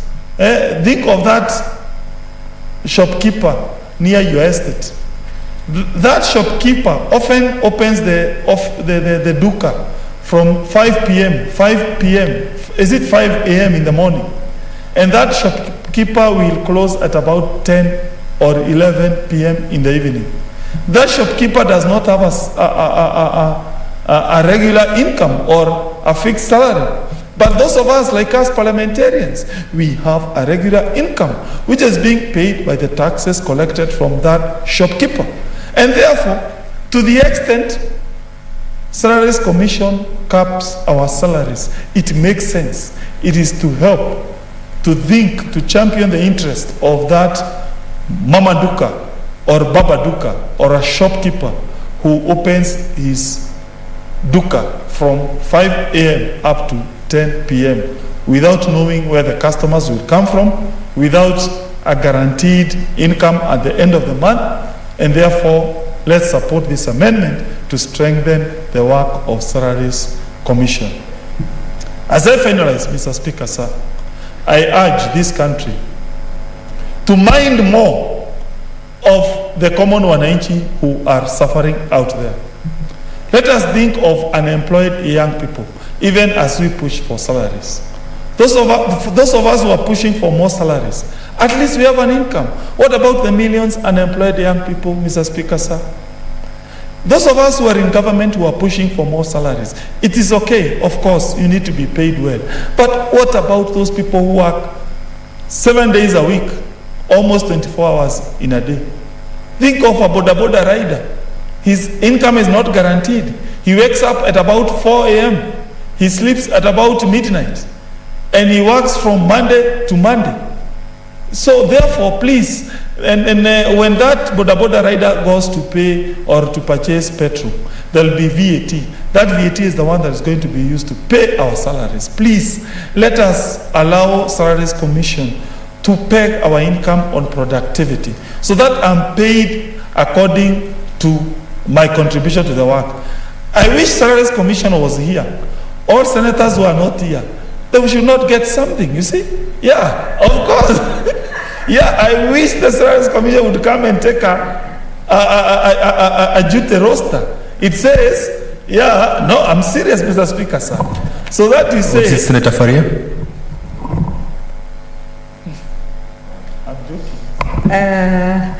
Thank you, Mr. Speaker. Senator Kangata, in order to say those members who are not here, not to be paid, and yet he's not here most of the time, and I haven't finished, and you were not here last time. We say these are bills that are coming back second time. We stick to the relevance of the amendment and stuff so that we save on time, so that we pass most of the bills on time, and therefore I request Senator Kangata to be relevant to this amendment. Thank you, Mr. Speaker. Senator Kibiru? I see an intervention. Yes, Mr. Speaker, is it in order for my friend Senator Kangata, a very good friend of mine, to insinuate that people are not in the Senate when he is aware, when he was absent, when he has been away? We agreed that we will be doing a hybrid. If you look in the Zoom, we must be having half of the senators and, because of COVID protocols. So because this is a House of Record, I think it is very important that Mr. Kangata acknowledges that we are operating a hybrid system. Thank you, Mr. Speaker. Proceed, Senator Kangata. Thank you, Mr. Speaker, sir. When I said here, I meant both physically and virtually. Thank you, Mr. Speaker, sir. Mr. Speaker, sir, also to respond to my leader here, I think Mzalendo, they issued a report and I was ranked among the most active senators last year. So even this year, I can assure you I'll be in that list also. So don't worry. So be that as it may, Mr. Speaker, sir, I think it is important we support this commission, and I think I'm building into my rationale of supporting this proposal, which is this commission is important. Those of us who are in government, we should you should be paid as per your productivity. I also support efforts that if you want to create more employment opportunities for the young people, you allow for what we call short-term contractual public employment. Yeah, you allow for a 24-hour economy where even government offices, they are open 24 hours. Yeah, and the whole rationale is to urge senators to support this amendment. Thank you, and I support.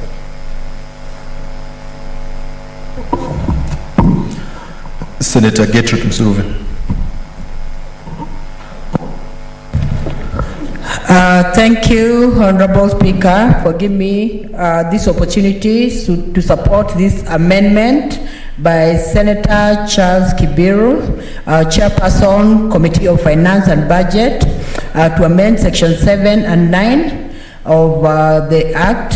Honorable Speaker, I support this because it is actually important that if there's a vacancy arising in the commission, then it should be something that is very transparent, and it should even be in the Kenya Gazette that a vacancy has arisen.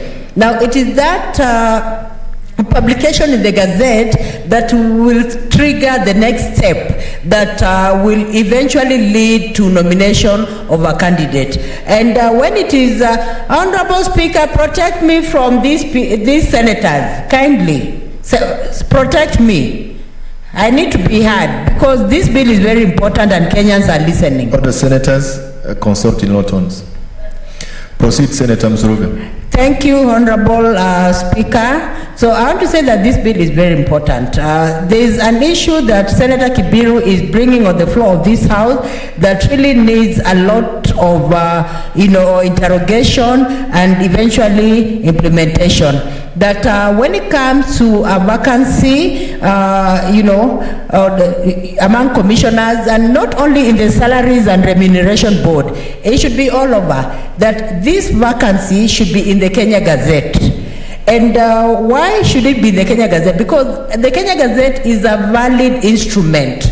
It is an instrument that actually can be supported even in a court of law. And it is an instrument that is permanent, the Kenya Gazette. It informs, it is authentic, and so when this information is in the Kenya Gazette, then that is when other procedures can follow, Honorable Speaker. And Honorable Speaker, when it comes also to filling these vacancies, I'm happy that the bill is talking about it should be in the Kenya Gazette within 28 days of the vacancy. And it is very clear when a vacancy can arise among commissioners. It can arise maybe if a commissioner dies.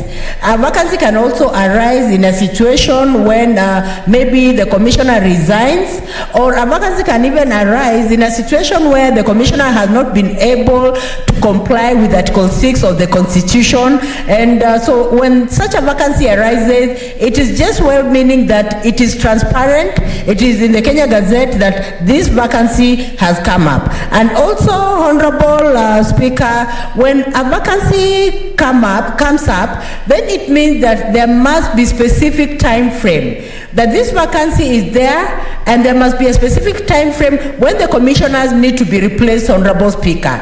It should not just be, a vacancy is there and then a timeline is not given. It should be that when a vacancy is there, it should be filled as fast as possible, Honorable Speaker, so that there is no lacuna when it comes to executing duties. The commissioners have duties that they are actually assigned, and since they are given duties that are assigned to them, then we must have the appropriate number to constitute the commissioners who can be able to delegate duties as they are required by law, Honorable Speaker. And Honorable Speaker, I did mention that this catalyst of beginning the process of nomination is important, the Kenya Gazette. It should be there. Then once the catalyst is there, then the procedure can go on. As in the National Assembly, the names are given, and when they are given, they are gazetted, by the President, and when they are gazetted, then the appointments are done. And Honorable Speaker, even as you talk about the appointment of commissioners, we must adhere to the principles that are very important for national value. We must adhere to the principles of two-thirds gender rules. We must ensure that even the number of people constituting the commissioners adheres to the two-thirds gender rule, Honorable Speaker, so that every gender is represented. Honorable Speaker, we must also adhere to the principle of equity, Honorable Speaker. And I want to see a situation where even we have a PWD, a deserving PWD being a commissioner, Honorable Speaker. And that is what we are talking about, equity. That is when we are saying that even persons with disabilities should be mainstreamed. Even in the commission, Honorable Speaker, we need to have a situation where we have even persons with disabilities with papers and deserving, they've been interviewed and been shortlisted and even appointed by the President to be in the commission, Honorable Speaker. That is where the entire world is going to, Honorable Speaker. Mainstreaming persons with disabilities, Honorable Speaker. And I want to say, Honorable Speaker, that Kenya is among the signatories that signed, all the laws that deal with disability rights and all that. So, Honorable Speaker, I want to say that it will be a good thing to ensure that the principle of equity is adhered to. Honorable Speaker, apart from the principle of equity, we must also adhere to the principle of regional balancing, Honorable Speaker, so that when it comes to commissioners, Honorable Speaker, they have the face of Kenya. When people look at the commissioners, they see that Kenya is fully represented, Honorable Speaker. So I want to say, Honorable Speaker, that I support this bill, and I hope this bill will see the light of the day and is effected, so that there is no gap when it comes to commissioners. And Honorable Speaker, I'm not only talking about the salaries and remuneration commissioners. I'm talking about all commissioners. Where there's a gap where a commissioner has exited, let it be filled very fast. And it should be procedural, and the procedure should be consistent, so that commissioners of different places, organizations and all that are also actually filled in the same way. There's a need for consistency when it comes to filling up positions of commissioners, Honorable Speaker. And I'm happy also, Honorable Speaker, that there has been public participation on this bill. GEC came on board, other commissions came on board, other organizations came on board. So it is a bill that has the goodwill of Kenyans, Honorable Speaker. I support this bill. Thank you, Honorable Speaker, for the opportunity. Senator Alice Milgo.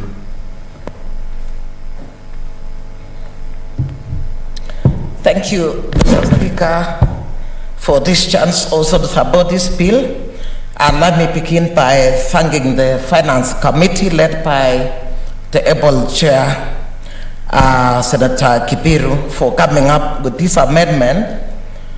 Very short but very critical. That is amendment to Section 7 and 9 of the Salaries and Remuneration Commission Act 2011.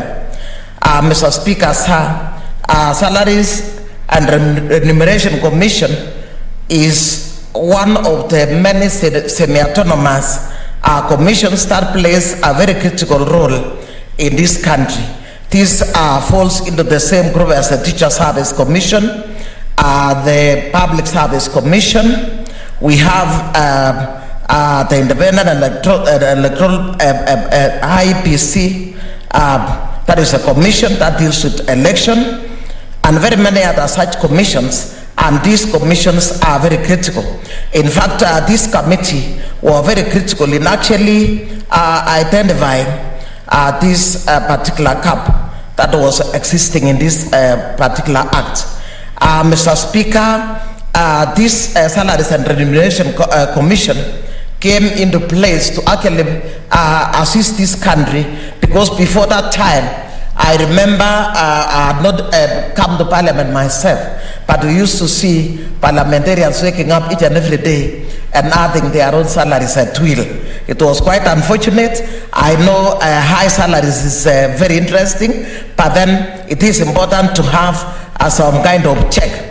And I think there was an oversight earlier on when this particular act came into play, because there was no notification to note when the expired term of the commissioners would occur.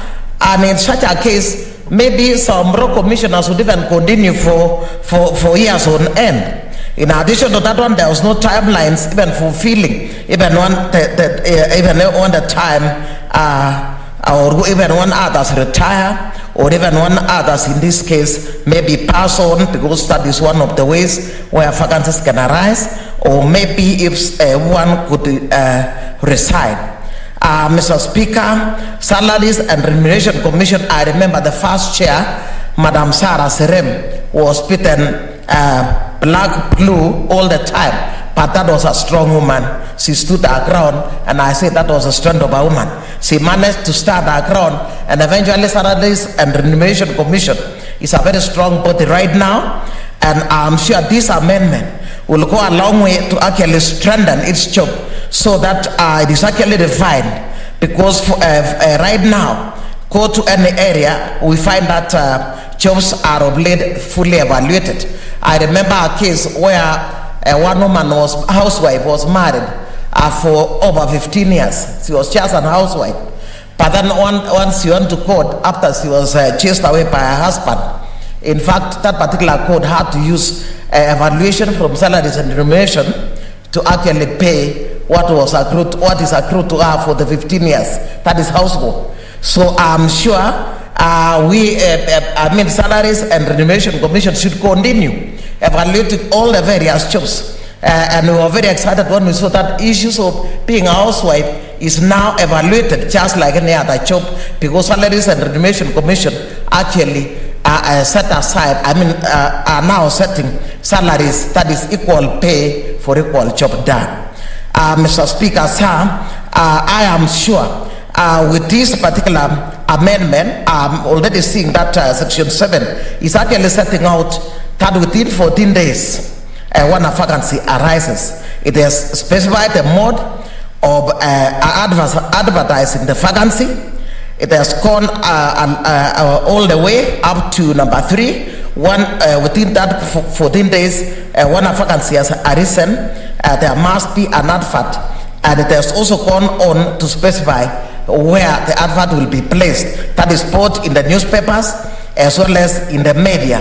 And I think by so doing, it is actually ensuring that there will be no corruption when it comes to actually filling the vacancies, because this one here will be displayed for all to see. Mr. Speaker, this particular amendment has also specified how many days the National Assembly will have to take to scrutinize those that have been interviewed before passing the names of the President for appointment. Further, the President has also been given the number of days to take, that is 7 days to take before actually nominating the interviewees or those who have actually qualified. And in this case, 3 persons will be sent to the president to choose from the best out of this. Mr. Speaker, I think this amendment, despite the fact that it is a very small amendment, will actually fill the lacuna that has existed for a long time. As I was looking at this SRC commission, I was having the feeling that we should have another commission that which will check on issues of borrowing, so that this would be able to check on thefts. I've seen now SRC has really squeezed and ensured that there is no overpayment, no wastage of public funds. And I would wish there will be another commission. I saw somebody coming up with their manifesto for 2022, and I wish to come up with a commission that would actually check on theft borrowing to actually limit the amount of money that a country can borrow, so that we do not borrow too much. We lack the implementation, methodology, or in this case, we let the money get lost through corruption, and then at the end of it all, we have the other people who are on the receiving end to pay high taxes in order to repay the money, but then no service to show for it. Mr. Speaker, sir, once again, let me actually thank this committee for coming up with this amendment. Otherwise, I support the amendment. Thank you, Mr. Speaker. Senator Mutula-Kilonzo Jr. Thank you, Speaker. Mine will be brief because my good chairman has spoken on behalf of the committee where we sit, and this is basically a very innocuous amendment on an omission to the bill on vacancies that occur in the commission. At some point, the chairman is going to lead us to a discussion as to whether we still need this commission. I'm not sure whether it has served its purpose insofar as wage bill is concerned. So the discussion should be done at the earliest opportunity. The second one I must raise is, as I'm a little disappointed that when we had the opportunity as Senate to have one of our members sit in the Salaries and Review Commission, we chose a member of the National Assembly without knowing. The criteria I shall not mention, but the criteria was, in my honest opinion, fickle. Because if a member of the National Assembly who has served for 5 years can qualify for a position that requires 10 years experience, a senator who has served here for 5 years should equally qualify. But then I have one vote in the Senate, and that is that. So thank you, Chairman, for this amendment. This should be fairly quite simple. Mr. Speaker, I support. Thank you. Honorable Senators, I now therefore call upon the mover to reply.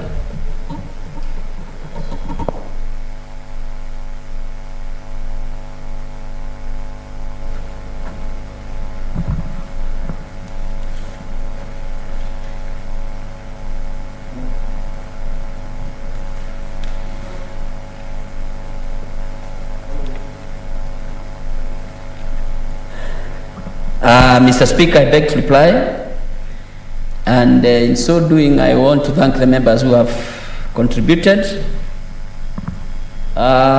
Senator Falia, thank you for seconding the motion and highlighting the very critical issues. Senator Musuluve, Senator Kangata, and all the others who are online. But Mr. Speaker, like I said, this is a House of Record. There are so many of the senators, especially members of the Finance and Budget Committee, who are online. Senator Mutula, thank you. And Mr. Speaker, what has come up is that the Salaries and Remuneration Commission is an important entity in this country. And although, as Senator Kangata was saying, they are trying to moderate our salary, but this is in the spirit of taming the wage bill, Mr. Speaker. Mr. Speaker, this is a straightforward amendment, and without wasting much of the Senator's time and the Senate time, I beg, Honorable Speaker, pursuant to Standing Order 61-8, I request that putting of the question be deferred to a later date. Honorable Senators, upon request by the mover, I therefore appoint tomorrow, Thursday, as the date to put the question. Next order. Order number 22, the County Licensing Uniform Procedures Bill, Senate Bills number 32 of 2020, second reading. Senator Mercy Chebeni. Thank you, Mr. Speaker. Mr. Speaker, I beg to move that the County Licensing Uniform Procedures Bill of 2021, Senate Bills number 32 of 2021, be now read a second time. Mr. Speaker, the principal objective of this bill is to put in place uniform procedures for licensing of various activities by counties. And Mr. Speaker, you realize that one of the ways that county governments generate revenue is through the issuance of licenses for various activities related to the functions of county governments. But Mr. Speaker, you also realize that we have 47 county governments, and with 47 county governments, it means that we have different licensing procedures in this government. So it makes it very difficult to do business across the counties. If, let's say, a person wants to do a business in County A, then it means that he or she will not be able to do it because the procedures there are different from the county that they're coming from, Mr. Speaker. So with lack of uniformity in the procedures, Mr. Speaker, it creates a lot Senator of... Faria. Thank you, Mr. Speaker. I just want to request my sister to be a bit loud because we can't hear from where I'm seated. And she is moving a very important bill that is very much relevant to this country. Proceed, Senator. Thank you, Mr. Speaker. I hope now you can hear me. Thank you, Mr. Speaker. So as I was saying, this is a very important bill that seeks to create a certainty when it comes to licensing procedures at the county governments, so that we have one that cuts across the various counties. Mr. Speaker, allow me to now go at the salient provisions of this bill. And at the outset, the bill proposes to set out general duties for licensing authorities, which include providing for mechanisms for simultaneous applications for more than one license. It means, Mr. Speaker, that one can be able to apply for the various licenses at the same time. It also seeks to prevent multiple licensing procedures and ensuring that applicants are given adequate opportunity to make representations on an application for a license. And furthermore, Mr. Speaker, it also seeks to ensure that the licensing authority adheres to timelines. Mr. Speaker, when it comes to timelines, it's very important for any business. When it takes too long for someone to get their licenses, it means that they're losing so much time and it's not good for any business. Yesterday we were looking at the startup bill and we realized that there's so much time wastage. But this bill, Mr. Speaker, seeks to ensure that the licensing authorities stick to the very timelines that has been set out in this bill. Mr. Speaker, Article 6 of the bill provides for the duties and obligations of the county government in exercise of their power to issue licenses. And these duties, Mr. Speaker, include the rights include protecting the rights of consumers in respective county. This means that, Mr. Speaker, as the licensee is proceeding with their business, that consumers are protected, that their rights are protected. The other duty of the county government is to support regulation of developing markets, to ensure that the quality of goods produced and services delivered are of high standards, to effectively administer control over persons engaged in types of activities that may pose a risk to the general public, and lastly, Mr. Speaker, to ensure that licensing fees imposed are not prohibitive. Yesterday, as I said, Mr. Speaker, we were talking about startup bills and the way they are struggling with capital. So if we make them pay a lot of licensing fees, it means that we are prohibiting their growth. So this bill ensures that while administering the licensing fees, they do not prohibit the growth of these startups. When you look at Article 7, Mr. Speaker, the bill provides for the applicable procedures in the process of licensing by county governments, and these procedures include a requirement for county governments to put in place a single application process with respect to an application for more than one license. It means, Mr. Speaker, that a person is able to do multiple licensing at the same time. There's no need to have different application processes. The county government is also required to make a determination on an application for a license within 28 days of the application. In the absence of such determination, the application will be deemed to have been allowed, Mr. Speaker. You realize that the issue of timelines is very critical. So with this bill, it's very strict that they will adhere to 28 days so that the procedure doesn't take too long before one is given the determination of the application.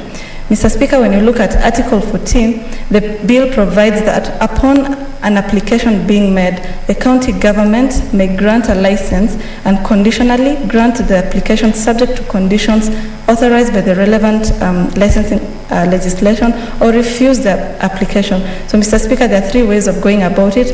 You either grant it, grant it or grant it conditionally, meaning that there are things that needs to be done, Mr. Speaker. And Mr. Speaker, in any event, the licensing authority will be required to inform the applicant of the decision within 7 days. Mr. Speaker, again, it's very critical when it comes to timelines. 7 days is very key to ensure that the licensee is informed of the decision of the authority, whether they've been granted the license. Mr. Speaker, further, licensing authorities are required to maintain a register of all licenses issued, indicating the pertinent particulars of the license holder and the nature of the license. Mr. Speaker, this is very crucial again, so that we are able to understand the nature of the businesses that is being done by the licensee, or the goods and services done by the licensee. Mr. Speaker, when you look at another provision, the bill requires the holder of a license to provide the service or carry out the business specified in the license. So, Mr. Speaker, there is no shortcut here. The licensee should carry out what they had applied for, to comply with all applicable laws and conditions for the issuance of the license, to provide the licensing authority with information with respect to any change in its directorship or shareholding in accordance with Section 16, to pay such fees as may be prescribed, and to maintain and, where required, submit to the licensing authorities such information as may be necessary for the continued licensing of the license holder. Mr. Speaker, this is very key because it sets out the responsibility of the license holder, that they are supposed to adhere to certain things even as they're being granted the license. Mr. Speaker, the bill also provides that a licensing authority be guided by the following principles in setting out the license fee. The need to ensure efficiency in the delivery of goods and services, accountability, public participation, cross-subsidization, where fees collected for providing a category of goods or services covers the cost incurred in providing the goods and services in other category in accordance with the existing legislation, adherence to the existing policy on the charging and collection of fees, and avoidance of multiple licensing in a specific sector, Mr. Speaker. Lastly, Mr. Speaker, even as I move and ask Senator Musurive to second, the bill seeks to basically create a uniform framework which shall form the basis of licensing processes in the counties. Mr. Speaker, this will guarantee certainty and predictability for business owners trading within counties, and it is vital for the ease of doing business at the county level. Mr. Speaker, all the time we talk about ease of doing business in this country, and I think this bill will go a long way to ensure that we set up a good environment for our businesses at the local county governments. Mr. Speaker, a business environment underpinned by certainty and predictability will definitely boost entrepreneurship. It will create employment opportunities. It will reduce the costs of doing business and promote regular and reliable revenue streams for our county governments. Mr. Speaker, I think I want to now, I beg to move and request Senator Gertrude Musuruve to second.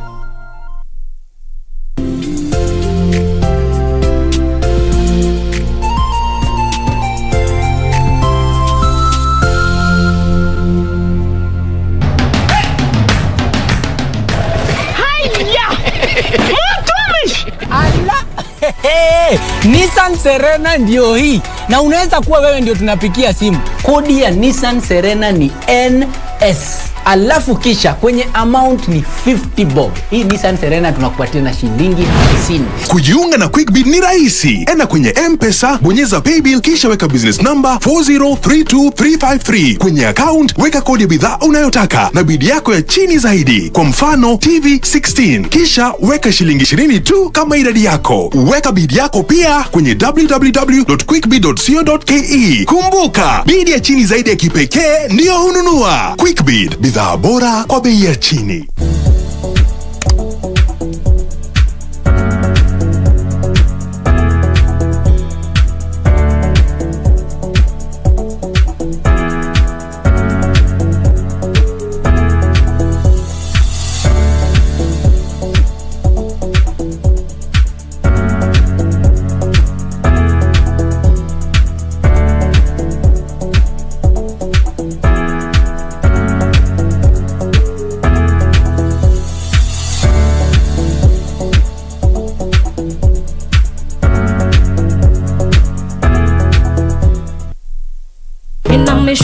Some bright color socks, time out, but me nah go wear no flip flops.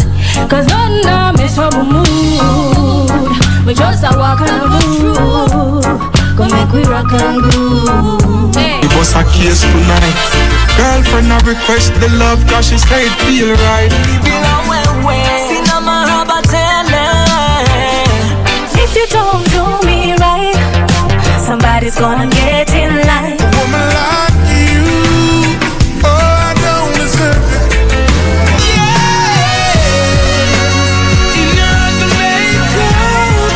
Together. Here we go, here we go again. Here we go, here we go again. Here we go, here we go again. Here we go again.